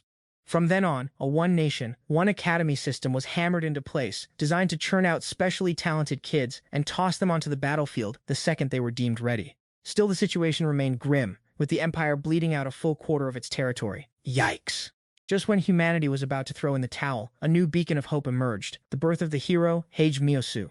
Blessed with a talent so unique it was practically a cheat code, he charged onto the battlefield at just 15, racking up legendary victories and reclaiming all of the Empire's borders in under 5 years. Talk about speedrunning a war. Now at a ripe old 22, he's still bravely holding down the fort on the absolute furthest front lines. This information hit Alan like a literal truck. He instantly connected the dots. Both the Demon King and the hero possessed incredibly rare, 5-star level talents, making them the ultimate deciding factors for the entire world's fate. The Jiatiu kingdom was currently pouring all its resources into supporting the war effort from the rear, often through brutal territory reclamation decrees. Alan suddenly pieced it all together. This was why his reclamation village was founded, and why a baron like Sin's father had to live such an incredibly thrifty life.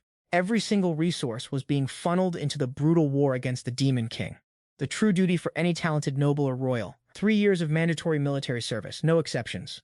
The war against the Demon King's legions was so utterly brutal that even with the hero's god-tier help, a staggering 50% of academy-trained youth still ended up losing their lives on the battlefield. This terrifying statistic sent shivers down young Lady Sane's spine, making her absolutely dread her own future. With all the political drama finally settled, the Baron was ready to reward Alan for saving his daughter and single-handedly dispatching that Madagasu monster. The Baron then dropped a painful truth bomb. He'd tried everything to get Sane exempted from military service, but the king had flat-out refused him. Turns out, with her innate talent as a mage, she was deemed an absolutely indispensable strategic resource for the kingdom's military. So the Baron made an incredibly earnest, almost desperate plea. He wanted to use 600 gold coins to officially hire Alan as his daughter's personal bodyguard. Alan's mission: accompany her to the Academy City for studies, and most crucially, keep her alive when they inevitably had to hit the front lines. The Baron knew full well that Alan possessed a truly special talent and was totally qualified to enroll there himself. Faced with the Baron's unwavering trust, Alan finally decided to drop his biggest secret about his own abilities. He declared that his power was a literally unmatched divine blessing, granted by the creator god himself after Alan had apparently survived some incredibly harsh trials. The ultimate divine function, a summoner. With that reveal, he officially accepted the gig as young Lady Sane's loyal bodyguard. But of course, our boy had a slight adjustment to the compensation package. Instead of the 400 gold coins, he politely requested that the Baron simply exempt his family and his friend Kujaina's family from all personal taxes. A cozy flex indeed. His surprisingly humble our main character Alan, ever so chill, asked to step down from his attendant duties to fully embrace his new gig as a protector. And just like that, another casual flex dropped. The Baron announced that thanks to their recent contributions and wins, the Guanver family officially got a promotion from the royal family, leveling up to Viscounts. He then handed Alan a shiny new certificate, confirming our boy was now an honorary guest of the family. Talk about leveling up your social status. Which of course meant the Viscount Guanver family would be his rock-solid, unwavering support in literally any situation. Our MC's got powerful friends now. As he basked in this noble recognition, Alan couldn't help but flashback to his epic 12-year grind since landing in this world. He then had one of those aha moments, realizing everything, from being born a serf to serving nobles, was all part of some grand, super inconvenient, but ultimately beneficial plan. If he hadn't suffered through those challenges, he'd never have stumbled upon the knowledge, power, and strength needed to actually face off against the Demon King. Looks like choosing Hell Mode at the start of this life's game was the creator God's way of finding someone chill enough to fix the world's broken balance. Our boy just wanted to farm, remember? So, with an iron will and a sigh of fine, I guess, Alan officially accepted this whole save-the-world mission, with Lady Sin by his side. Their quest? Head out, casually defeat the Demon King, and bring some much-needed peace back to humanity. Easy, right? The 12-year prep arc officially wrapped up, making way for a new, epic chapter full of even more challenges and accidental flexing for our hero. Young Alan wasn't just some ordinary attendant anymore. He was a summoner, literally carrying the fate of an entire world on his shoulders. No pressure, though. With the Viscount Guanver family backing them, Alan and Lady Sine's future was now hilariously intertwined with the fate of the Jiatiu kingdom and all of humanity in this epic war against the Demon King's darkness. And just like that, the real adventure was only just beginning.